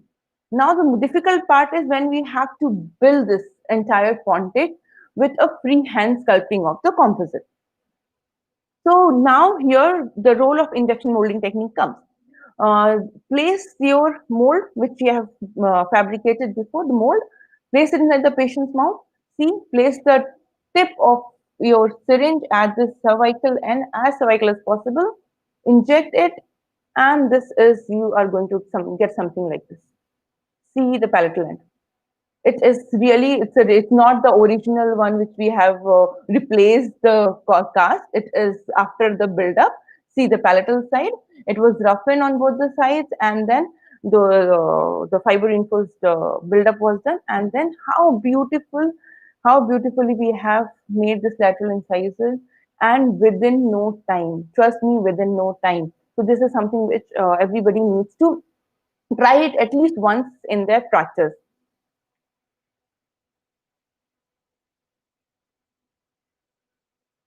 But for the success of any procedure, we need to keep few things in our mind. We have to follow certain rules. Without that, the success won't be, it can't be guaranteed. So the tips which we need to keep in our mind is, the first is we have to ensure a thickness of 3 to 4 millimeters of the impression material all around our on all the sides. By this, it's like a normal impression material. Impression for a normal impression also, when we make it, we maintain a thickness of 3 to 4 millimeters on the sides.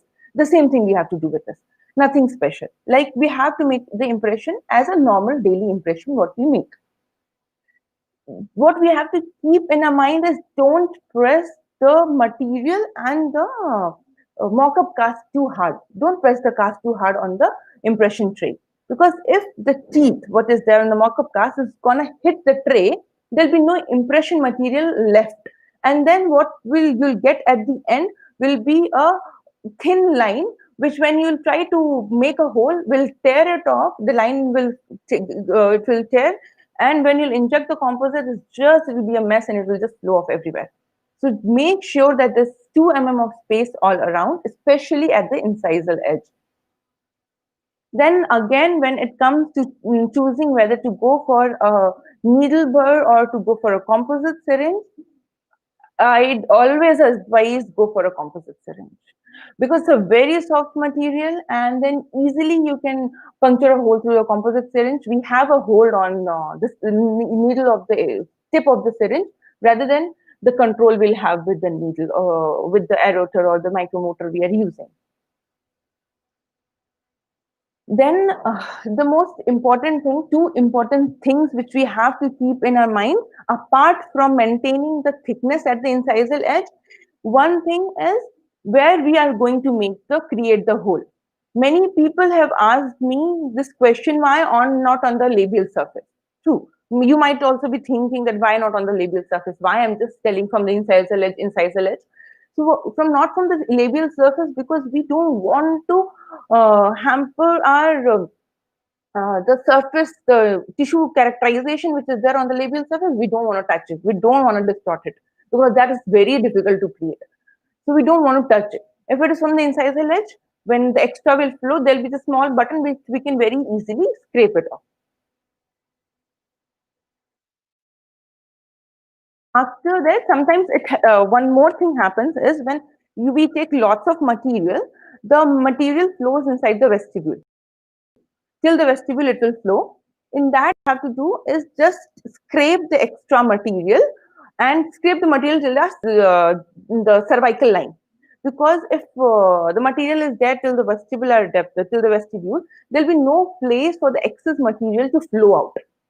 And again, we'll get a distorted prosthesis. So always just trim it out if the material has flown a lot. So trim it out from the cervical areas. And the last but not the least one, what we have to remember is it's our habit. It's there that, okay, fine, if it's a single tooth veneer, why I'm going to make an impression from canine on one side and the lateral on the other side? Why not just single tooth? Correct. Everybody thinks that, why to waste so much of material? So we end up just taking little material, make the impression of the single tooth. What about the stability of the mold? If it's just a small impression material, impression mold, do you think it's going to be that stable? When you are going to inject the composite, it will not rock inside your mouth. So to get that stability, at least 2 teeth on the respective side, you have to have in your impression. So make sure if it is like 1-1, so you're going to make an impression of the lateral and the central and lateral. That much you have to cover. So this is the end of the technique per se. Now, few cases I'd like to share with you all. First one is this incisal wear. See here, the incisal is worn out in the anteriors, and the same way with the impression of the mock-up, creating a hole in the impression mold, this was achieved at the end. So from the first to the last, it was achieved within no time. This is again a worn out case of anteriors, but in this it was done using layering technique. Okay, so here first again, which I was told, palatal shelf was formed and incisal translucency, little of lobes was made. After that, the template was placed, injected, and this is again the final prosthesis which was achieved. Again, one more severely worn teeth case.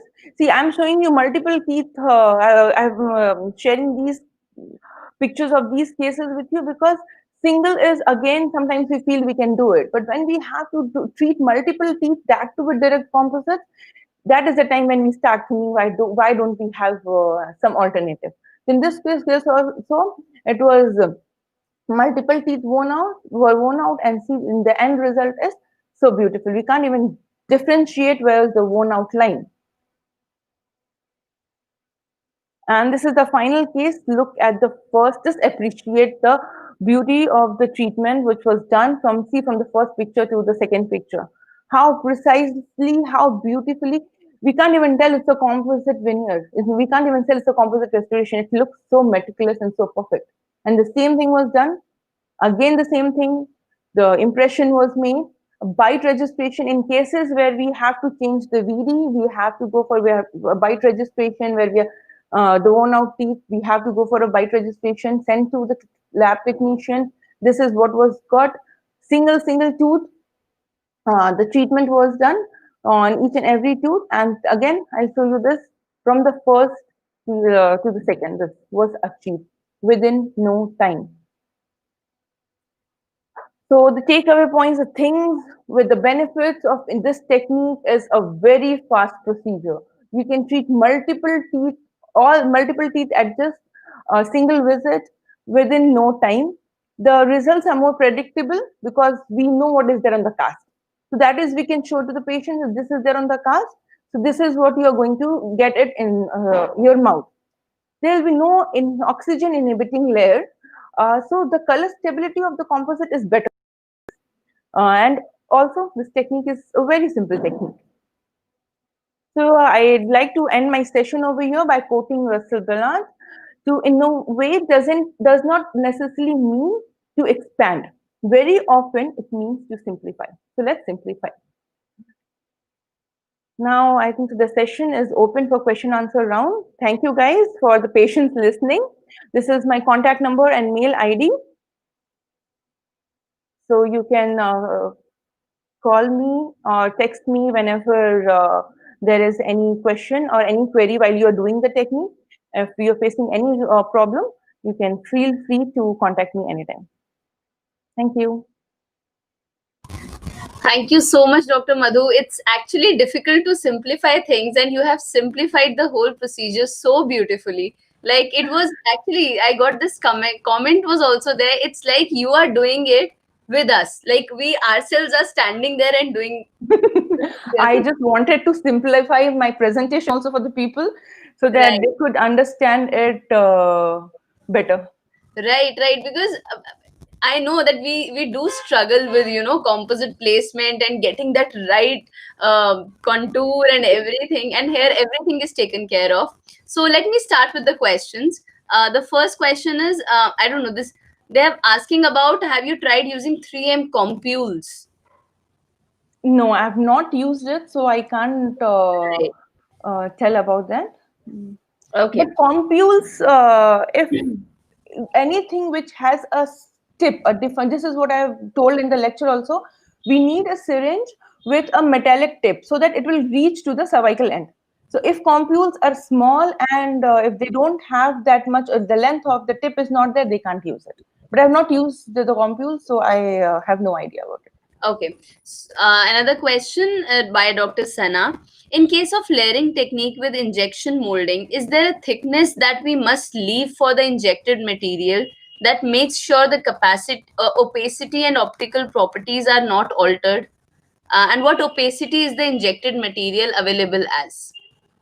So here, I guess the person want to know about the injected composite which we are going to Right, inject it, right, right? right. So it depends upon case to case, doc. If it's we are treating veneer, we are giving veneers for discolored teeth, and if it is a discoloration by fluorosis or by tetracycline stains are there, and we have bands over there, so we need some preparation on the tooth surface. So the thickness of the composite is dictated by the preparation what we do on the tooth surface. Okay, so if it is just patient is not happy with the shade and patient wants it to change its shade from some maybe from D3 to A1 or something.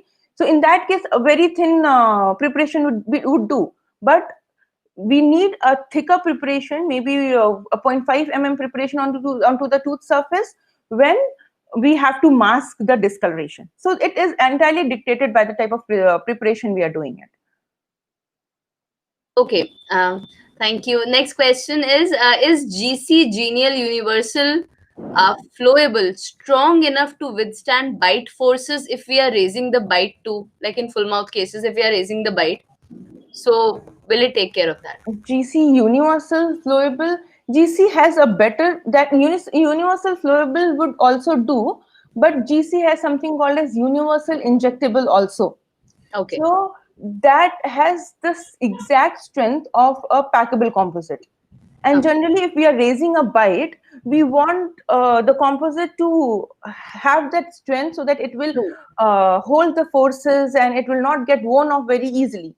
So in those cases, GC, if the person wants to go with GC, he can go for GC injectable composite. GC universal injectable comes, and it's a good material. Okay. Okay. So I think the person who asked got the answer. Next question, Doc, is in fiber reinforced case of that you mentioned, doesn't the fiber, hinder the proper placement of index interproximally? Like in the fiber reinforced case that you showed, there was a fiber. So if we are placing uh, the silicone that think, yeah. So doesn't that hinder? No, it will not hinder. If because that is there in the at the center, right? That is not gonna that is what I can't just explain it Right. virtually, Right. but I'll try to. The fiber composite which we make the band is exactly at the center. So the composite will be built on that one. It is not going to be on the palatal side or the labial side. It's going to be at the center. So no, it will not hinder. We can And easily place interproximally also it will be covered. So it. that's So there is no problem with that. right. And another question: if patient has a bruxism, how does the technique differs? Like bruxism posteriorly, if we are giving composite, I think to that the question has come. Like if we are raising the bite and the patient is a bruxer, so is it okay to give the direct restoration? We can give it, but added to that, we have to give a splint, a night guard to the patient. We have to do that because they'll be wearing out of the restoration. So, in cases where the patient can't afford a full mouth rehabilitation with a porcelain crown, we can go with this technique. Added to that, we have to just give a splint to the patient. Okay, doc. One more question that will be from my side, honestly. Okay. So you mentioned that we should not go for like 2-3 cases together, 2-3 tooth together. We should do one by one. So like same mold can we use, or Same because mold, same mold, same mold. same mold No, we can? no fabricating different molds. Why I told you, why I told that not together, because one question was there in Dr. Smita's Right. that Interprop. what Right. about the interproximal space? Right. So that space will be lost. Like if you're doing 1-1 and 2-1, or if only two teeth are there, so Right. treat 1-1 first, apply the Teflon coat on both the sides, and then go for the 2-1. Don't go with for 1-1 and 2-1 at the same time. Don't inject the composite at the same time. Okay. That is what I wanted to tell, to maintain that interproximal space. Okay. Thank you so much, Dr. Madhu. It was like now the basic of injection molding is clear.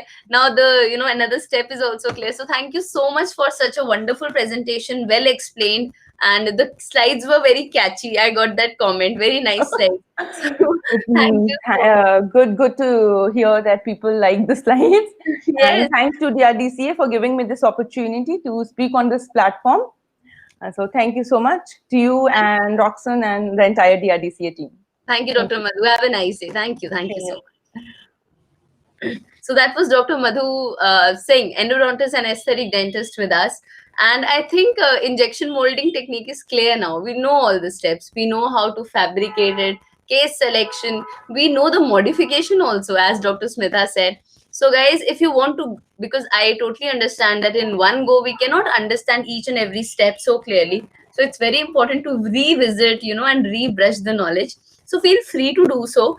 And the session will be available on YouTube, Facebook. If you have not registered, again, register yourself. But okay, let me introduce to you another speaker. So as Dr. Madhu said, that with armamentarium, what we need is knowledge, right? The science behind doing what we do.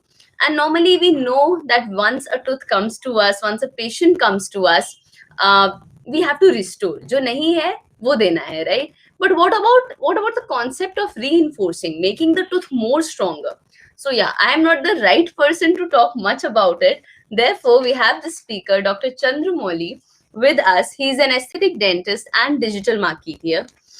He'll talk about restore and reinforce in a biomimetic way. Dr. Chandramouli graduated from Karnataka. He's a certified digital marketing professional from Google. He is specially trained. He is specially trained and certified in aesthetic restorative dentistry and fiber reinforcements in dentistry from GC Europe Training Campus. He is presently working as manager in academic and scientific affairs at GC India. He has previously worked as a manager for FGM and Biodynamica and also for Quintessence Publications. Dr. He has specially he 13 years of experience in lecturing in clinical dental materials at various dental institutions. He has a vast clinical experience of 17 years. He has also been awarded by Dental Entrepreneur of the Year.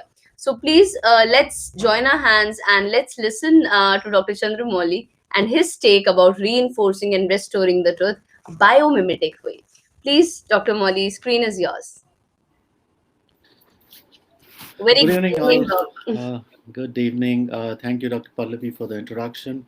And thanks a lot, guys, for patiently listening on a Sunday evening, that to oppose Diwali. So let me share my screen. Give me a Yes. second. Give me a second. Yeah.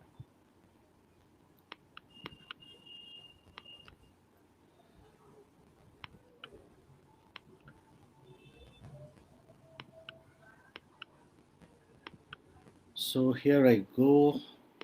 First of all, happy Diwali to all of you. And thanks a lot for coming to attend the session on the Sunday evening. So for first things first, let me start off with directly with my presentations. So as we all know that medicine had told there's better, if there's a better way to do it, find it. So it's always necessary to keep innovating, keep finding newer ways to improve whatever we are doing. So you saw beautiful technique just before my presentations, the injection molding technique, the way we can improve aesthetics, the way we can do FMR cases, a beautiful way to, an easy way to get the things out. But all that is enough is what is the next question. So first of all, I always start my presentation by giving acknowledgements to a person who's the reason behind the existence of dentistry. If this guy wasn't there, I don't think so the dentistry would have existed. And whenever I ask this question, who was the reason behind the existence of dentistry, I get a lot of answers. Like whenever I'm lecturing in the colleges, prosto PGs, they come out and say P.F. Orchard. The endo PGs, they come out and say G.V. Black. Then if I'm doing in front of clinical practitioners, they say patients. Then if I'm doing in front of the interns and all, they say parents, and a lot of things like that. So I get a lot of things. But the thing is, this guy, who is the reason behind the existence of dentistry, is the guy who totally made dentistry a mainstream in the healthcare equivalent to that of the medical aspect. So I always start my presentation, because he's like Sri Ganesha to me. I always start my presentation by acknowledging this guy, that is the Streptococcus mutans. I hope everybody knows this guy, everybody's familiar with this guy, and this guy and his siblings are the ones who are the main reasons why we are dentists and why we are treating dental diseases.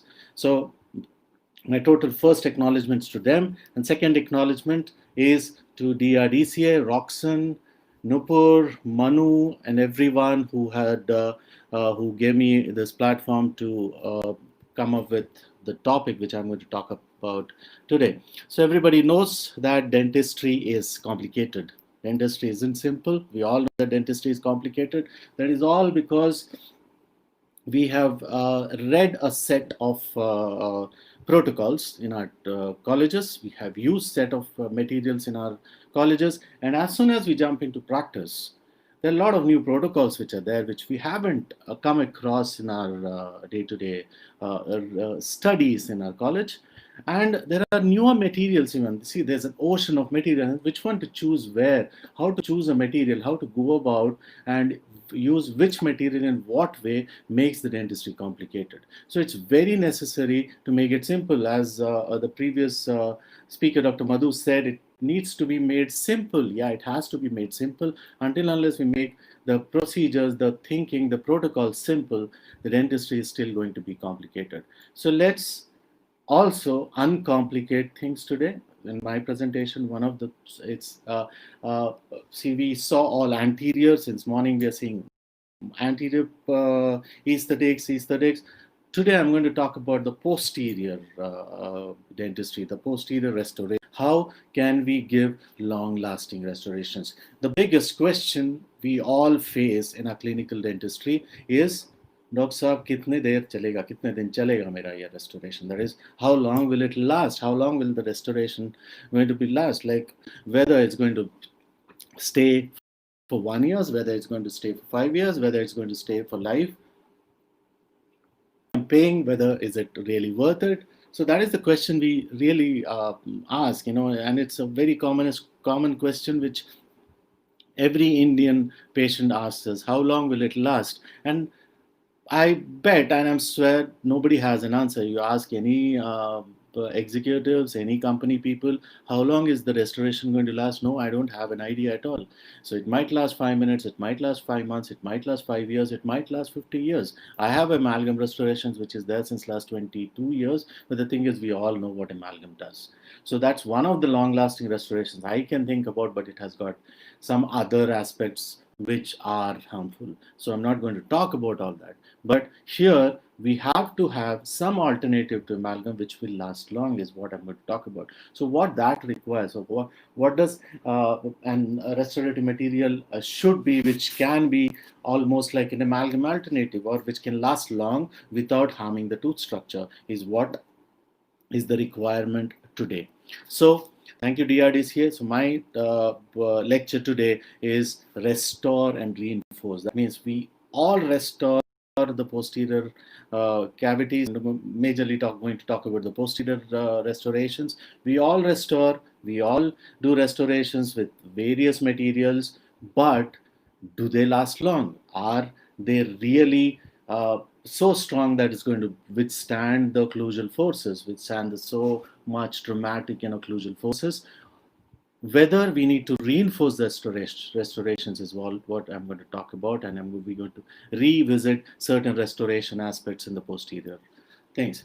And this I'm going to talk about in a biomimetic way. So let's go ahead.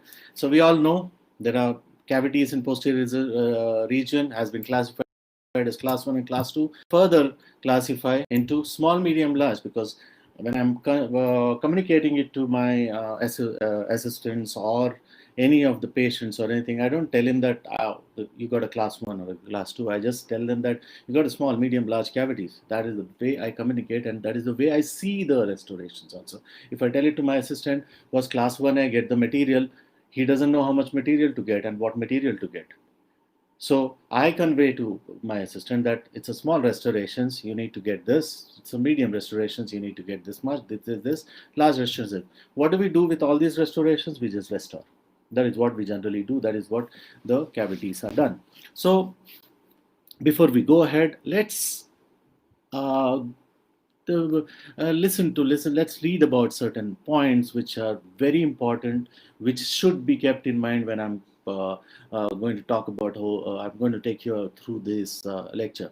The first thing, dental caries could be treated away with restorations. Can they be?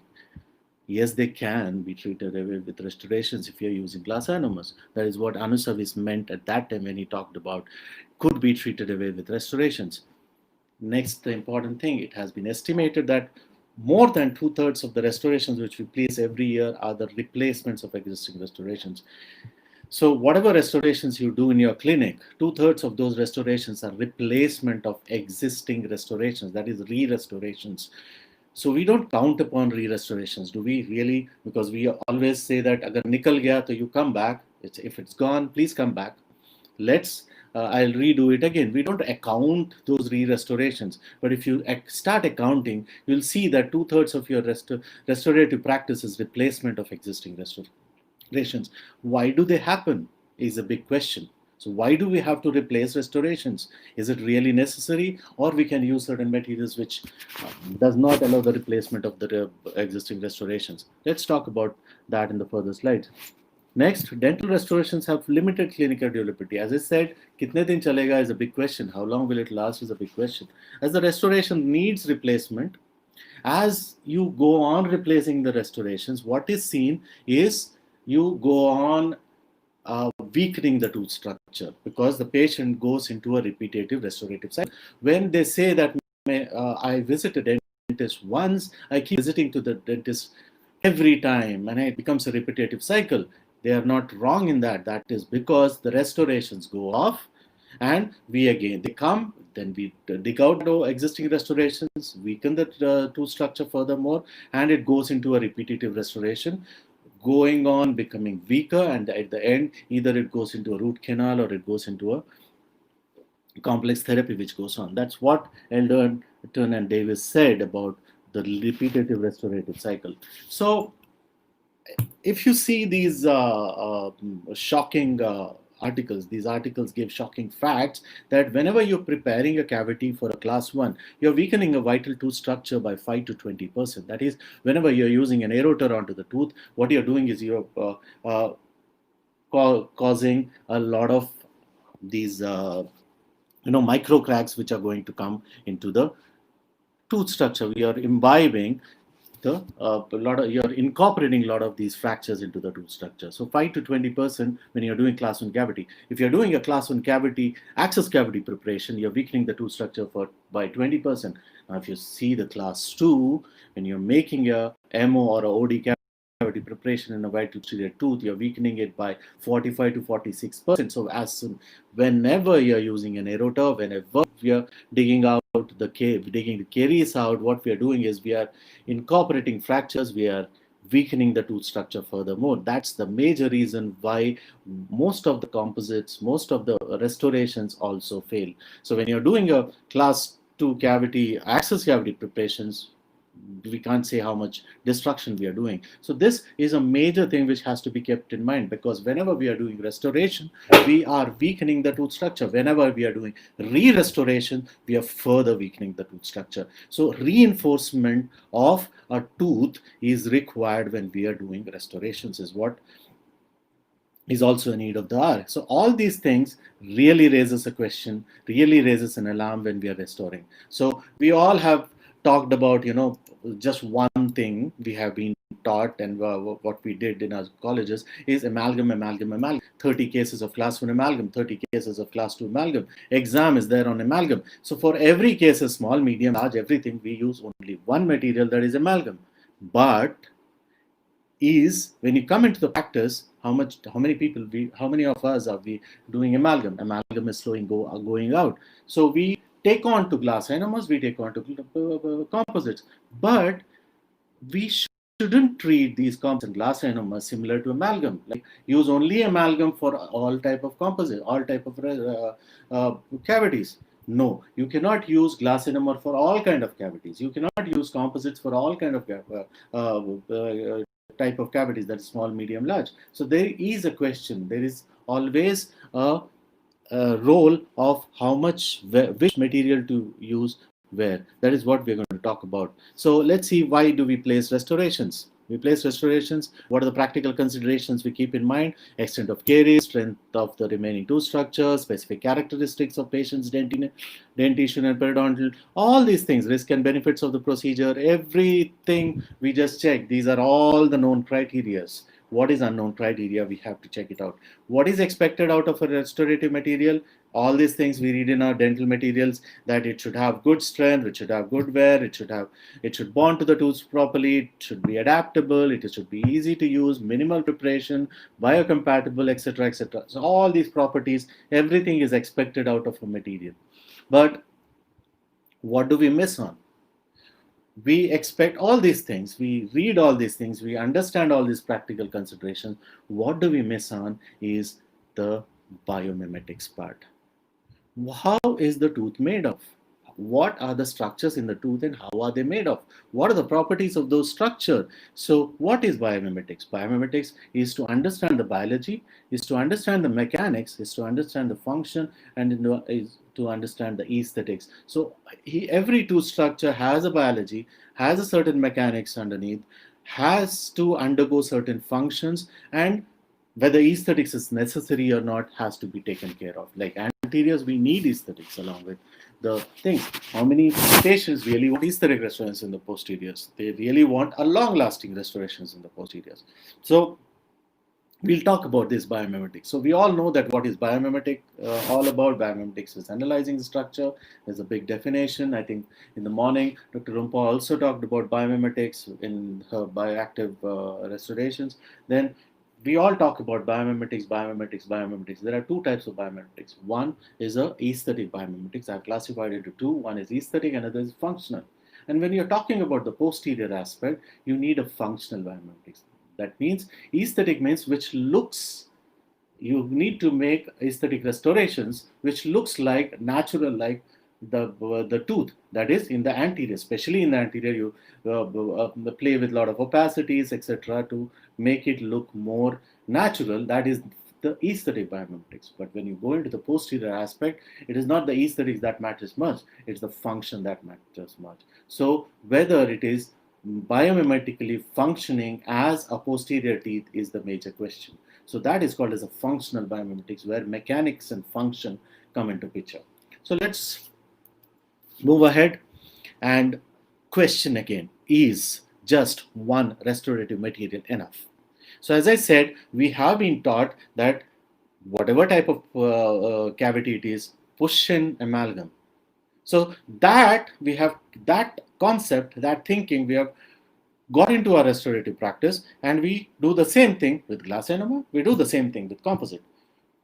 Let it be small, medium, small cavity, medium cavity, large cavity, push in glass enema or push in composite, the whole thing. No, it cannot be done. It is not enough. Every product, every material has its own properties. So we need to understand those properties and use the materials. You cannot use the same material in every aspect. That is, in enamel, you cannot use the same material. In dentine, you cannot use the material. In deeper dentine, you cannot use the same material. So all these things, they differ. Our restoration, when you're doing in a posterior cavity, one type of material cannot work. It will not give you longevity, because enamel plays a different role and dentine plays a different role as per their built up, as per their biology, as per their function. So let's go ahead and see what happens. Long-term failures of posterior restorations in endodontically treated teeth. This is what we regularly see. In endo-treated teeth, the tooth gets fractured even if we are doing endodontics. Even if we are giving, when do we call a perfect endodontic restoration or perfect endodontically treated teeth? Most of us, we say, I see a lot of cases where a apical seal is achieved, a beautiful obturation done, all that wonderful things being done. But the thing is, for example, I myself, I got a root canal done almost 15, 20 years back, but it was, well, I won't say it was a great root canal or anything. I got it done 20 years back from one of my known to. I got it done. It went on. I went into a repetitive restorative cycle, and ultimately what has happened is I have to go in for a root canal, because one of the canals was not filled, but I lasted for 20 years. The only thing which didn't last is the top portion of my tooth. That means where the post-endodontic restorations was placed. So if you're not putting a good post-endodontic restorative material, so your root canal, whatever you do, whatever achieve, whatever great apical seal you achieve or a perfect endo seal you achieve, it's not going to matter. It's going to go into failures. The studies have shown the fractures are the most common in the posterior restorations. The most commonly seen thing is a fracture.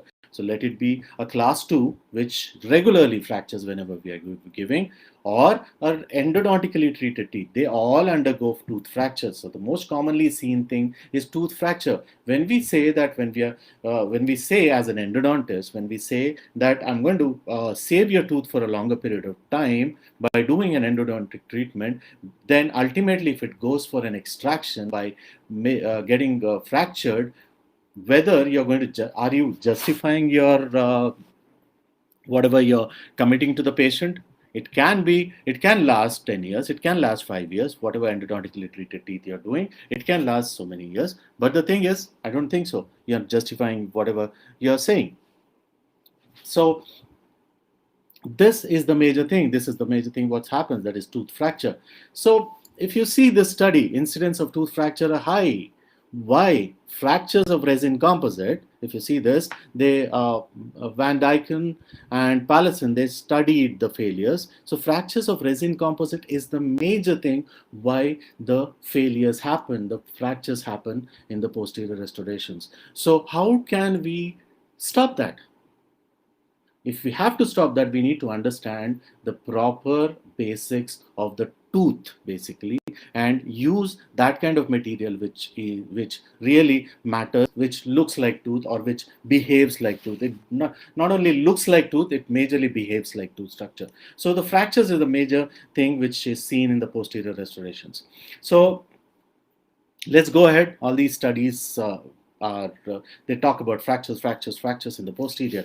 So what are the various direct restorative options we have? Class 1, small, medium, large. As I said, we have glass enamelers and composites for small.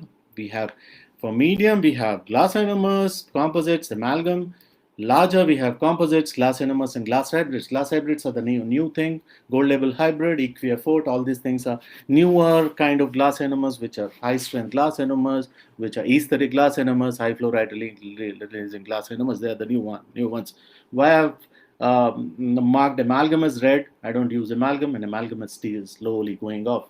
So now the more focus is preserving the tooth for a longer period of time rather than just preserving the tooth till it goes off and we place implants. So my major focus is always to preserve the natural tooth structure for a longer period of time. So what do we use for class 2s? Same again, the same things. For larger class 2s, composites, you can't use glass hybrids there. So how do we use all these things is what I'm going to talk about. And today I'm going to talk about more on composites, not much on glass enamelers, because glass enamelers per se is a different thing. Yes, I'm going to give an idea where to use what in further slides. So let's go ahead and see if it's a class 1 posterior teeth, small sized, what you can do. Small size means it might be pit and fissure, it might be related to the enamel. Dentine is not much involved. What you can do in enamel, you can just place enamel composite, which is high value composite. Enamel regular composite, which will have high surface hardness and high compressive strength. So enamel basically requires a good compressive strength because it is a crystalline material. It's not a fibrous material. It's a crystalline material. So surface hardness is the major thing what we see. Even in the medium-sized cavities, what we place in enamel should be enamel composite or a glass hybrid per se, like Equiafort or a gold label hybrid. Then when you go into the dentine, if it's a small size, little bit involved dentine, or in a medium size where a lot of dentine is involved and we are taking out a lot of decay from the dentine even. So in small size, you can go ahead with a regular dentine composite if it is not deep, as I said. So, or an Equiafort is fine if DEJ is not being substituted. If dentine enamel junction is not being substituted, you can go ahead with glass enamelers or a glass hybrid. But when you're going to a medium-sized cavity and when dentine, a lot of dentine is involved, what you've got to do is you've got to use a material which mimics the dentine in the functional way. That is short fiber reinforced composite, which we'll be talking in further slides. So let's go to the class 2. Class 2 small sized, enamel composite in enamel, dentine composite in dentine. Medium sized cavity again, enamel composite in enamel and dentine composite in short fiber, the short SFRC in the DEJ. So why do we require different materials to be placed in the posterior cavities? So if you see the nature's way of adding strength to the tooth structure, fibers in the dentine give the tooth much high fracture resistance. That means they are more fibrous. They have fibers in that, collagen fibers. They are flexible. They can flex. They have a good flexural strength, flexural modulus. They have good fracture toughness. Whereas enamel is more crystalline, densely packed. They have high strength and good surface hardness. There, the compressive strength and the surface hardness matters, not the flexural strength or a fracture toughness. So you might have seen a lot of times that whenever there is a posterior tooth fracture, normal tooth fracture, I'm not talking about anything else, normal tooth fracture, if the enamel gets chipped off, the regular enamel, that chipped off fracture does not go into the dentine, and dentine, the whole tooth doesn't get fractured unless it's a trauma.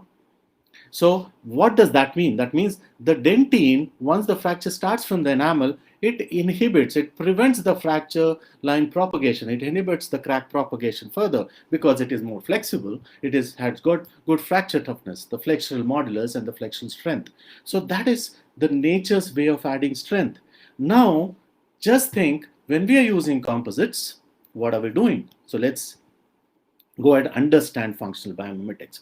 So if you see post-endodontic restorations, a successful clinical outcome of endodontical, as I was telling, that a successful endodontically treated teeth is not just endodontical, that is the perfect obturation. It is also a good post-endodontic restorations. That's a complete endodontic therapy. So when you're giving good postendodontic restorations along with a good obturation. That's the perfect endodontic therapy.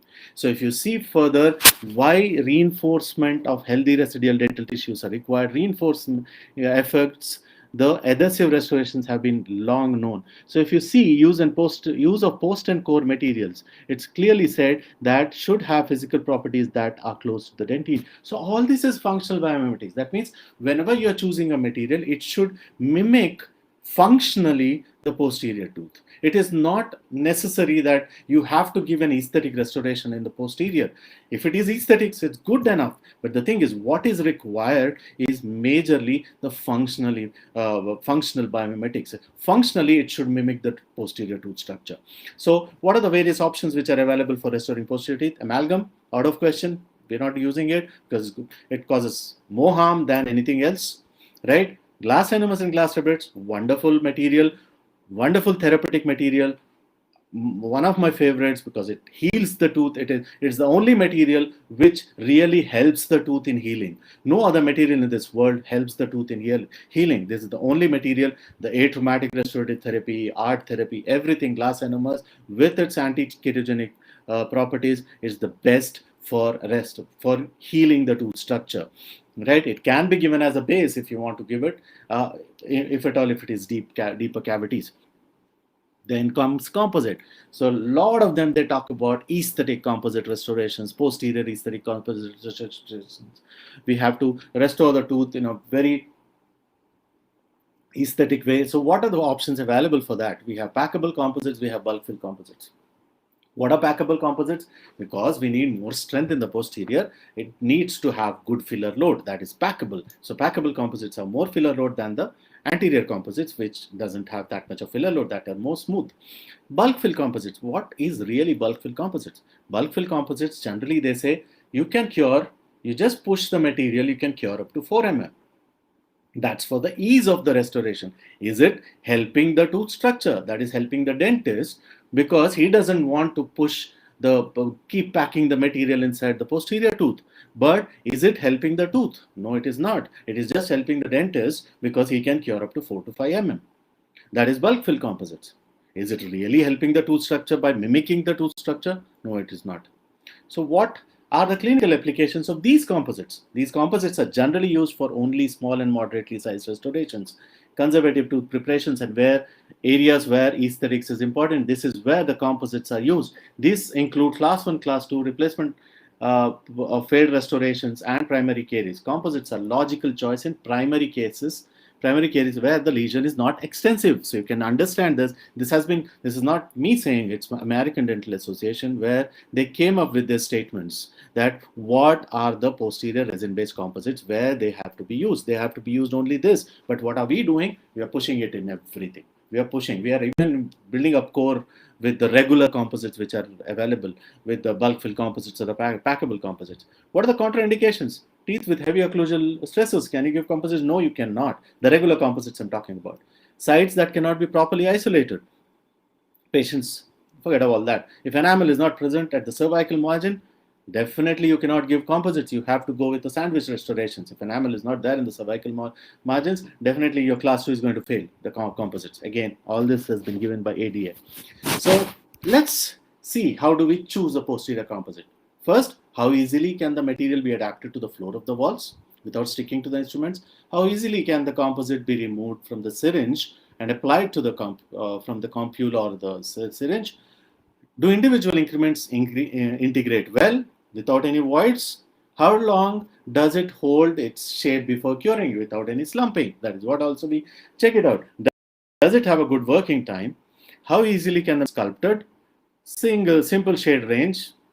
Last but not the least, does it allow you to provide biomimetic restorations? Question all this for your posterior composites. Do they really answer all these questions is what we need to ask ourselves when we are buying a posterior composite, when we are doing a posterior restorations. So let's go ahead and talk about a newer composite which will mimic the tooth, which will reinforce your posterior restorations. So when you see all these photographs, what is common? What do we really see in these photographs? What's common in all these images? If it was a live audience, if the audience was there in front of me, I would have taken the answers. But the thing is here, I'm going to answer for you all is what's common in these images. A lot of them, they say, so it's the transport. I can see a lot of transport going on in this. So like, just a second, yeah, transport, the blue sky, all these things is the answer which I get it. The major answer which I look for is they are all cutting it and they are all strong to withstand the demanding conditions of nature. Why are they strong? How do you think they are strong and light?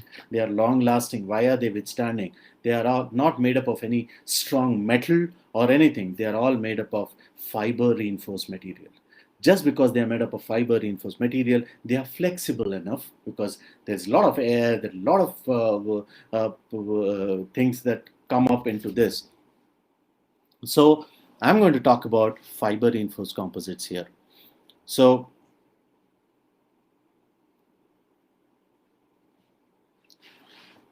just I think just a sec.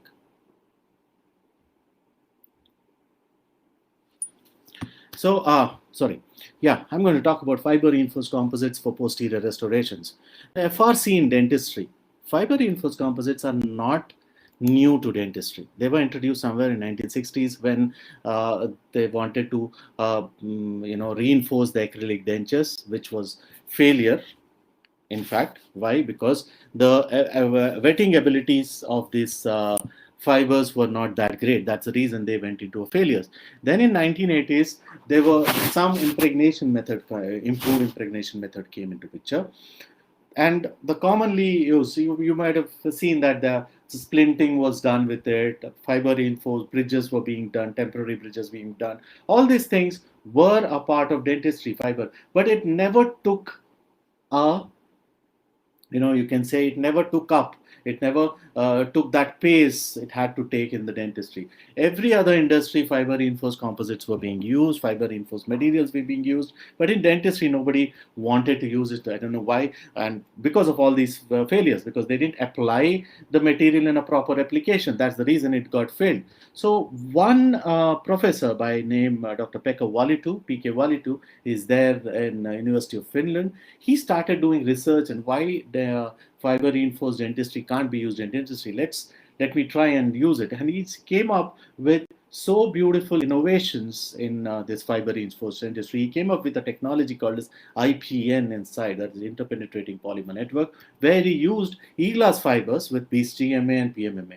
What he saw is that these things, majorly what helped out is the bonding of the material. If the fibers properly got wetted, the proper bonding between the fibers and composite were the key factor. If they are having a good bonding between each other, you will achieve a great strength. So he started developing this material called as e-glass for the the e-glass fiber range of materials. So what did he get with these e-glass fibers? What did he achieve with these e-glass fibers? He tested and tried. What he saw is whenever you're giving a conventional composite in the dentine aspect, the conventional composites are stiff composites.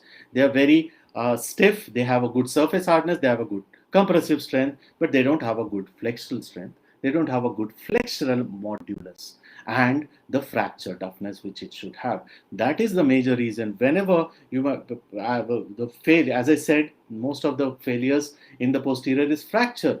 When you see a fracture, how do you see a fracture? It starts from one end and it propagates, the fracture line propagates through your restoration and goes to the other aspect. That's the reason whenever we see that there is class 2 fracture, it also fractures the tooth structure because the crack is propagated.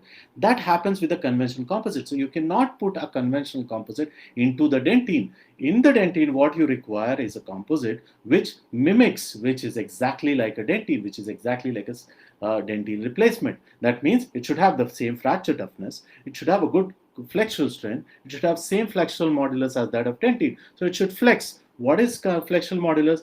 If I flex, if my tooth flexes, my restoration should flex. That is what is required in generally the conventional composites. So what he saw that when he used fibers in the composite along with the composite, this GMA and PMMA, everything is resin matrix. So these are things. So what he saw is whenever you used a fiber reinforced composite, he saw that it did not allow the fracture line to propagate through it. So what he saw is FRC generally simulates the collagen in dentine. It prevents the fracture, it stops and redirects the fracture. So that means it is restricting the fracture at the starting level itself. It is not causing any deterioration further or a propagation further and causing the tooth to fracture. So what he also saw, that he got an increased flexural strength with that material, that is almost 764 megapascals, which is more than that of the metal what you're using. It is almost equivalent to the nickel chrome metal which is there. Then he saw that improved bond strength. He also saw that the flexural modulus was equivalent to that of dentine. And all this thing was supported by evidences and extended applications. So where are these FRC restoration indicated? Where all do we indicate these fiber reinforced composite restorations? The composite FRCs are indicated in cavities including 3 or surfaces more, that is grossly decayed tooth. Generally, what do? We excavate the decay and we see that only a certain aspect of tooth is remaining and it is grossly decayed. Either we go in for an extraction or we go in with an elective endo. If the pulp is not involved, we go in with an elective endo, or we also try in for an onlay, inlay, or anything of that sort, or just fill it up with the miracle mix and give a crown or anything. We do all that, but that's not required. You can just fill it up with fiber reinforced composite and leave it. The tooth will remain as it is. Cavities with missing cusps. Deeper cavities, that is class 1, class 2 or endodontically treated teeth, which really requires a great fracture toughness. There you can use it. Cavities after amalgam replacement, that is once you remove the amalgam, there are a lot of cracks in the tooth structure. In order to reinforce that tooth structure, you can use these fiber reinforced composites, because they're going to hold the fragments together and will not allow the deterioration of the tooth further. Cavities with onlays and inlays, where onlays and inlays are indicated, you can just go ahead with FRC restorations. Post-endodontic restorations, you can just forget about anything else, build it up with a fiber reinforced composite, core build up with fiber reinforced composite. You will not see, because in long term and post-endodontic restorative failures, it's generally what happens is the crack propagates even through the crown, inside the crown, and the tooth undergoes a fracture. Here, once you're using a FRC, here the fracture will not propagate, and whatever you're saying for as an endodontist or for an endodontically treated teeth, that I'm going to save the tooth for a longer period of time, is justified. So it does not undergo a fracture further. That is what can be done with fiber reinforced composite restorations. So what are the products available as a fiber reinforced composite restorations? Fortunately, there's only one company which has got fiber reinforced composite restorative materials, that is called as that is GC. That they have two of them, one as a packable, that is in Compules, that is Everex posterior. Now they have launched a new one called as Everex Flow, which is just like an injectable composite. So injectable composite is a patented thing which GC came out with in their product range, and Everex Flow is exactly that. So I'll just talk about that. What is Everex Flow designed for? It is basically to replace dentine for core buildup. As a core buildup, it replaces the tooth in a biomimetic way and prevents and stops crack propagation. So thanks to its high fiber content, it has got a great fracture toughness, and it gives you a strongest composite substructure. So even if you're giving a crown or not giving a crown, don't worry. There are a lot of patients who come and say that, Dr. Sabab, you just do the root canal and leave it, I'll go for the crown later on, right? You can just send the patient back. If you don't want to give a crown on a premolar, if you're doing a conservative access preparation, you don't have to give a crown on a premolar or anything. So just fill it up with the Everex posterior and leave it. So you can just do that. So you don't need a crown further. So what it does, it exactly does what I said. It does not allow the crack to propagate. It does not allow the crack to propagate through it. So the studies have proven it. You can see these are the two things. When they are used in synergy with a conventional composite, it does not allow the fracture line to go ahead. So you can see that the A is the regular composites and B is the normal composite. So they applied a lot of load in that, and you can see the fracture is not propagated. So if you see the prevention of crack propagation, fracture toughness for FX flow is higher than whatever material available in the market, let it be or let it be Filtech bulk fill or any of the bulk fill materials which are available in the market. So superior ability for the crack propagation.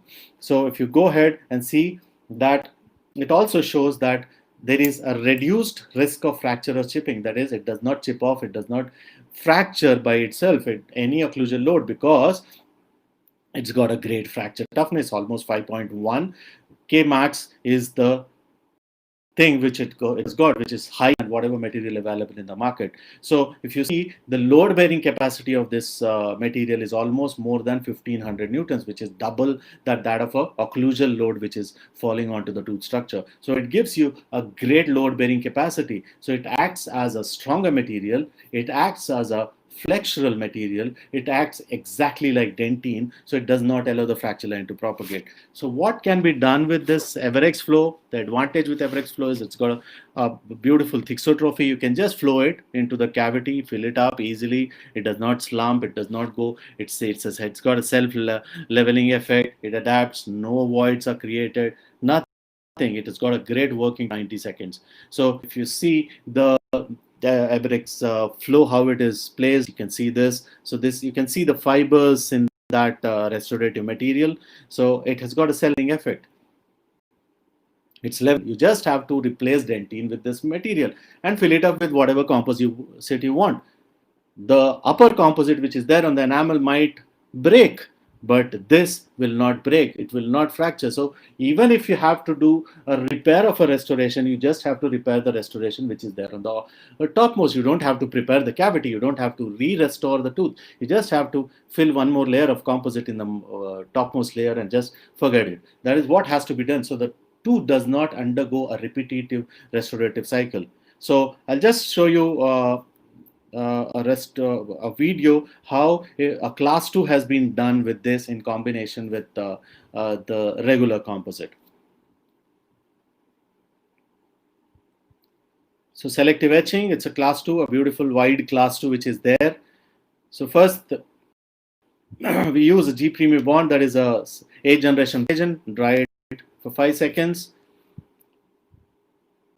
Now we are using GNL universal injectable, which is a high strength posterior, high strength injectable composite. You build up the outer wall, because the outer wall and the topmost wall should be of the composite.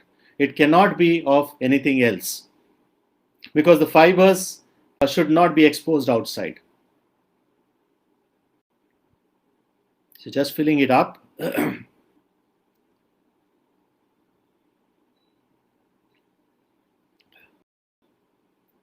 So you can see they are using a stainless steel ball burnisher and a regular composite to build up the topmost.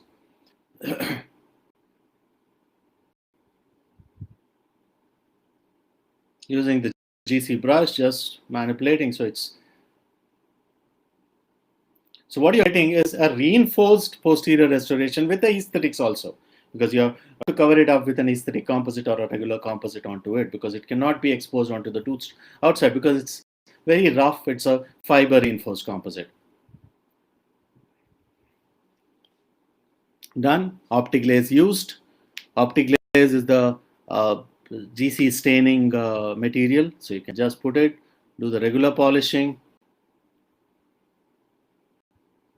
So what you achieve is this. This is 3 months after use. You can see the restoration is still long. So let me share another case, which is a post-endo restorative material.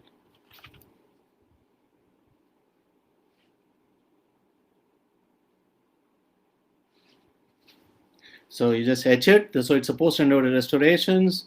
Again, a class 2.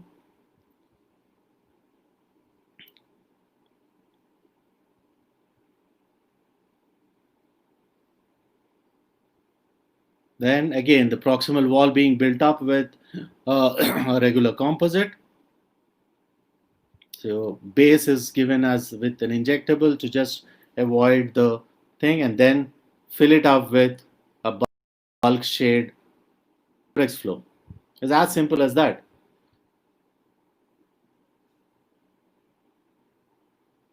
This can be cured up to 5 mm, 5 to 6 mm. You can cure it because it is all fibers, so you can easily cure up.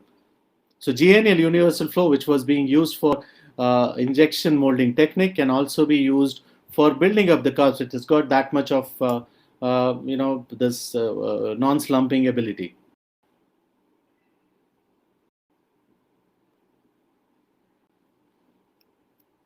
So that was fiber reinforced composites. Now, what are you doing here? What we are doing is we are selecting a certain material to reinforce the tooth structure. Fiber reinforced composite is to reinforce the tooth structure. So this acts as an amalgam alternative, right? There is also another thing called flexible fiber post, which is there, which can be used if you want. But if you're using, it is also seen that if you're using a fiber reinforced composite, you don't need a fiber post to be placed. So that has also been seen that you don't need. Why do we place a fiber post? In order to support the core material. When the core material has a great strength and has a good fracture toughness, why do you require a post? So you don't require a post at all. So if you see the perfect post in a non-restorative material, it is Everex flow. You just flow it. So what is the perfect restoration to reinforce? First, the material should be similar to that of dentine. So what this fiber reinforced composite does is it's similar to that of dentine.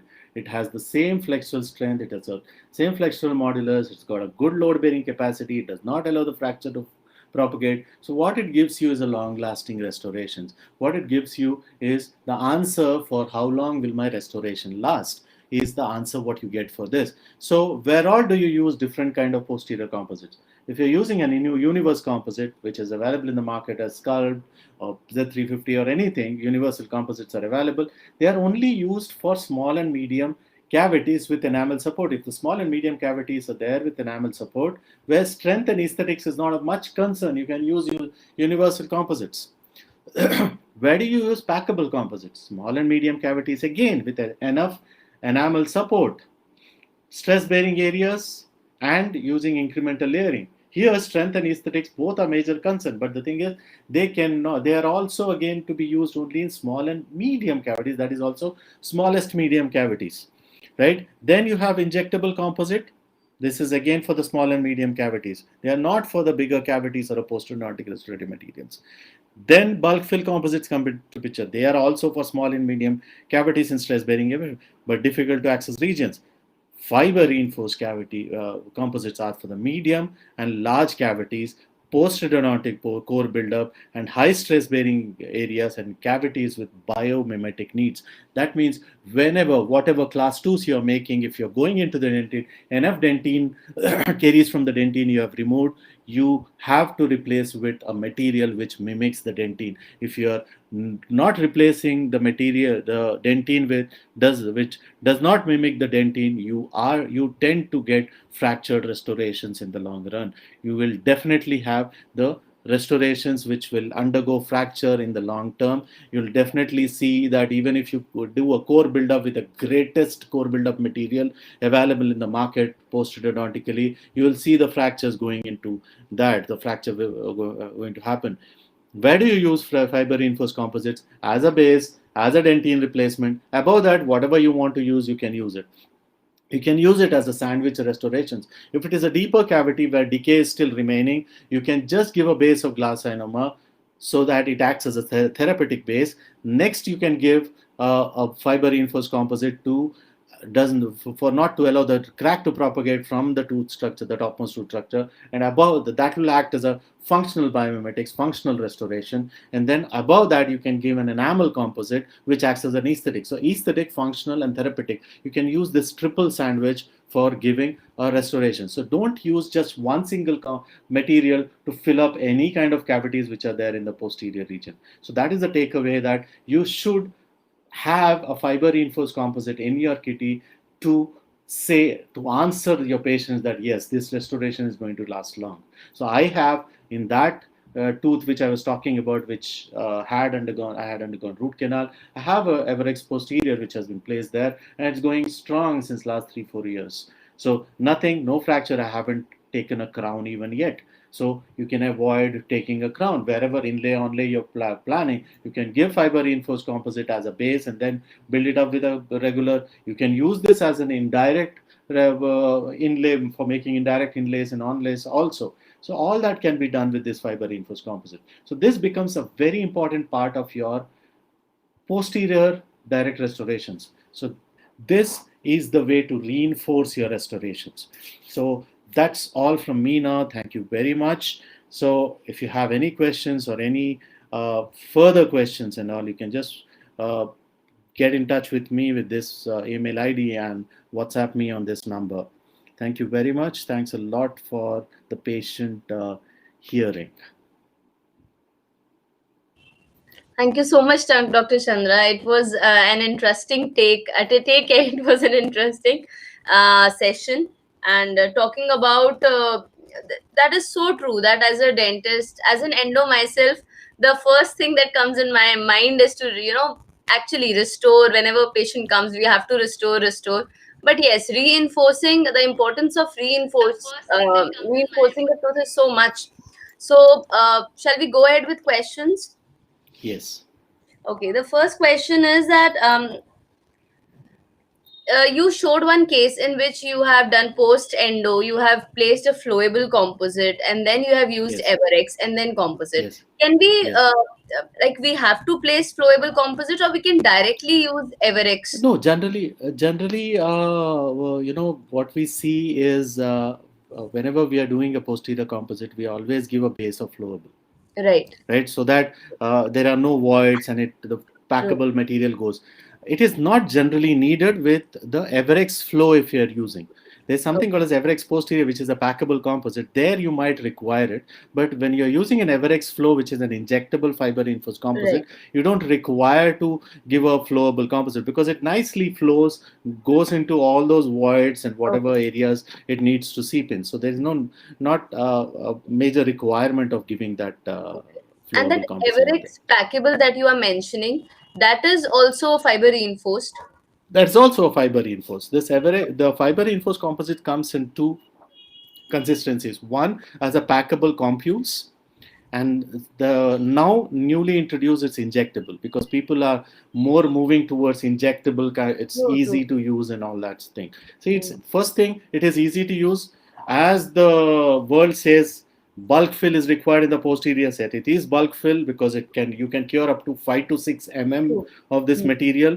And third major thing which no other material gives is reinforcing your tooth structure, which is similar to that of dentine. So it will not allow any fracture line to propagate and protects your teeth for a longer period of time. Right. Dr. Chandra, can this be used as like we place when we do post and core, and we use fiber post. So can this material be can we put it in a radicular portion and expect that kind of reinforcement? See, generally when you you can't use this as a post in the post space because generally in the post space what you require is a longitudinal fibers. True. Right. The fibers here are scattered, so that will not give the stress thing. But the thing is, as I said, it can be given in a grossly decayed teeth, wider cavities, and all that. Right. So there is no need to give a post. When you have a solid fracture resistant core material, when you can build up a fracture resistant core material, why do you require a post? Why do we generally give a post? We give a post in order to give a strength to the core material. So when the core material itself is so strong and fracture resistant, why do you require a post? Right. Dr. Smita Kole has asked, if we cure 5 mm of composite together, then how about shrinkage stress and how about C factor? This material does not have the shrinkage is very, very minimal, which has been seen. I can share the studies if you require. So it has got a very minimum shrinkage. Why? Because why does the polymerization shrinkage happen? The polymerization shrinkage happens when the whole composite is not cured. The composite is going on curing. Here, because we have e-glass fibers, what it does, it takes the whole light to the various segment of the material. So what it does, it cures the whole material together. and there's no shrinkage much. So, and the resin matrix which is being used, not much of a shrinkage is there seen in this material. So it easily takes care of the C factor and all the shrinkage stress. Okay. Okay. I think Dr. Smita got her answer. In any ways, if there's any doubt, they can contact you through your Yes, they email can ID contact and me. number. Last question for the day, Doc. Do you recommend to use reinforced fiber material for every endo case, anterior and posterior? What is your recommendation? Yes, posterior for sure. Anterior, it depends. Like if you want, you see, you can in anterior what you require. You can't place. You need a post there, but you can use this material as a core build up over that post. Okay. Posterior for sure. Posterior for sure. And I can, after seeing the presentation, I can be confident in saying to patient that, okay, this restoration is going to last and you can come for the crown, or you might not come for the crown if I've done conservative preparation and I give this material. Yes. Okay. The major question is how long will it last? Yes, So, true. with this material, you can say that, yeah, it will last. It will last. Okay. Okay, that was an okay. Last question. Okay, one more question is there. Can we use Everex flowable in class 5 cavities? There is see now Everex Flow is coming in two shades. One is a dentinal shade. Yes, you can use that Everex Flowable in the class 5 cavities, but you need to again layer it with a regular flowable composite or a injectable composite. It should not be exposed out to the outside because you cannot finish it because it's majorly fibers. Right. So it might act as the plaque taking up materials. It will not be that Yeah, smooth. it should be rough. So it has to be layered with a regular composite. Okay. Okay. Thank you so much, Dr. Chandra. It was an informative session, and I was just actually searching for the availability of the product because it being is an endo readily available, so you can just take it up anytime. So okay. Thank you so much. Thank you, Dr. Chandra. thanks a lot. Thank you. Thank you.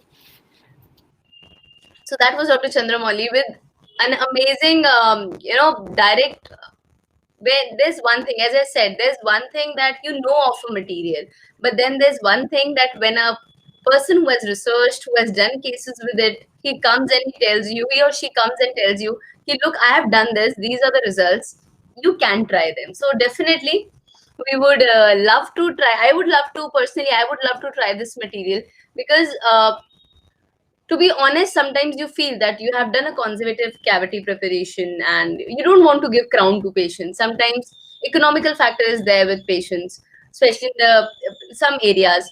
Sometimes you yourself don't want to give because the patient might be, have perio problems also. So there are many associated factors where a material like this can actually help us, help all the clinicians as well as the patients. So thank you so much, and a huge thanks to all speakers and to DRDCA for letting me be a part, honestly, because I am gaining so much, especially from today's session.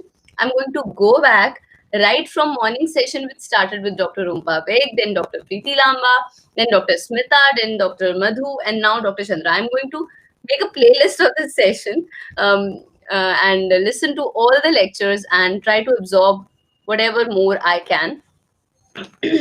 Now, to wind up, before winding up, let me just give you the pointers or some things that you need to do. First of all, Dr. Rumpa's session is there on YouTube as well as FB page of DRDCA. Please go to this session, listen to the session, and there is a form that is attached everywhere. It will be there on app. It is there on DRDCA page also. You can listen to, there's a form, it is a questionnaire. You need to fill that questionnaire. You have 1 week's time, but the lecture will not be there post 48 hours. That means you have 1.5 day, maybe, or 1 day, because almost few hours are gone. So you have to go listen to that lecture, fill that form, send it to us, and 3 to 6 entries will be selected and they will be given the prize, which is sponsored by Pulp Dent and Dental Products, basically.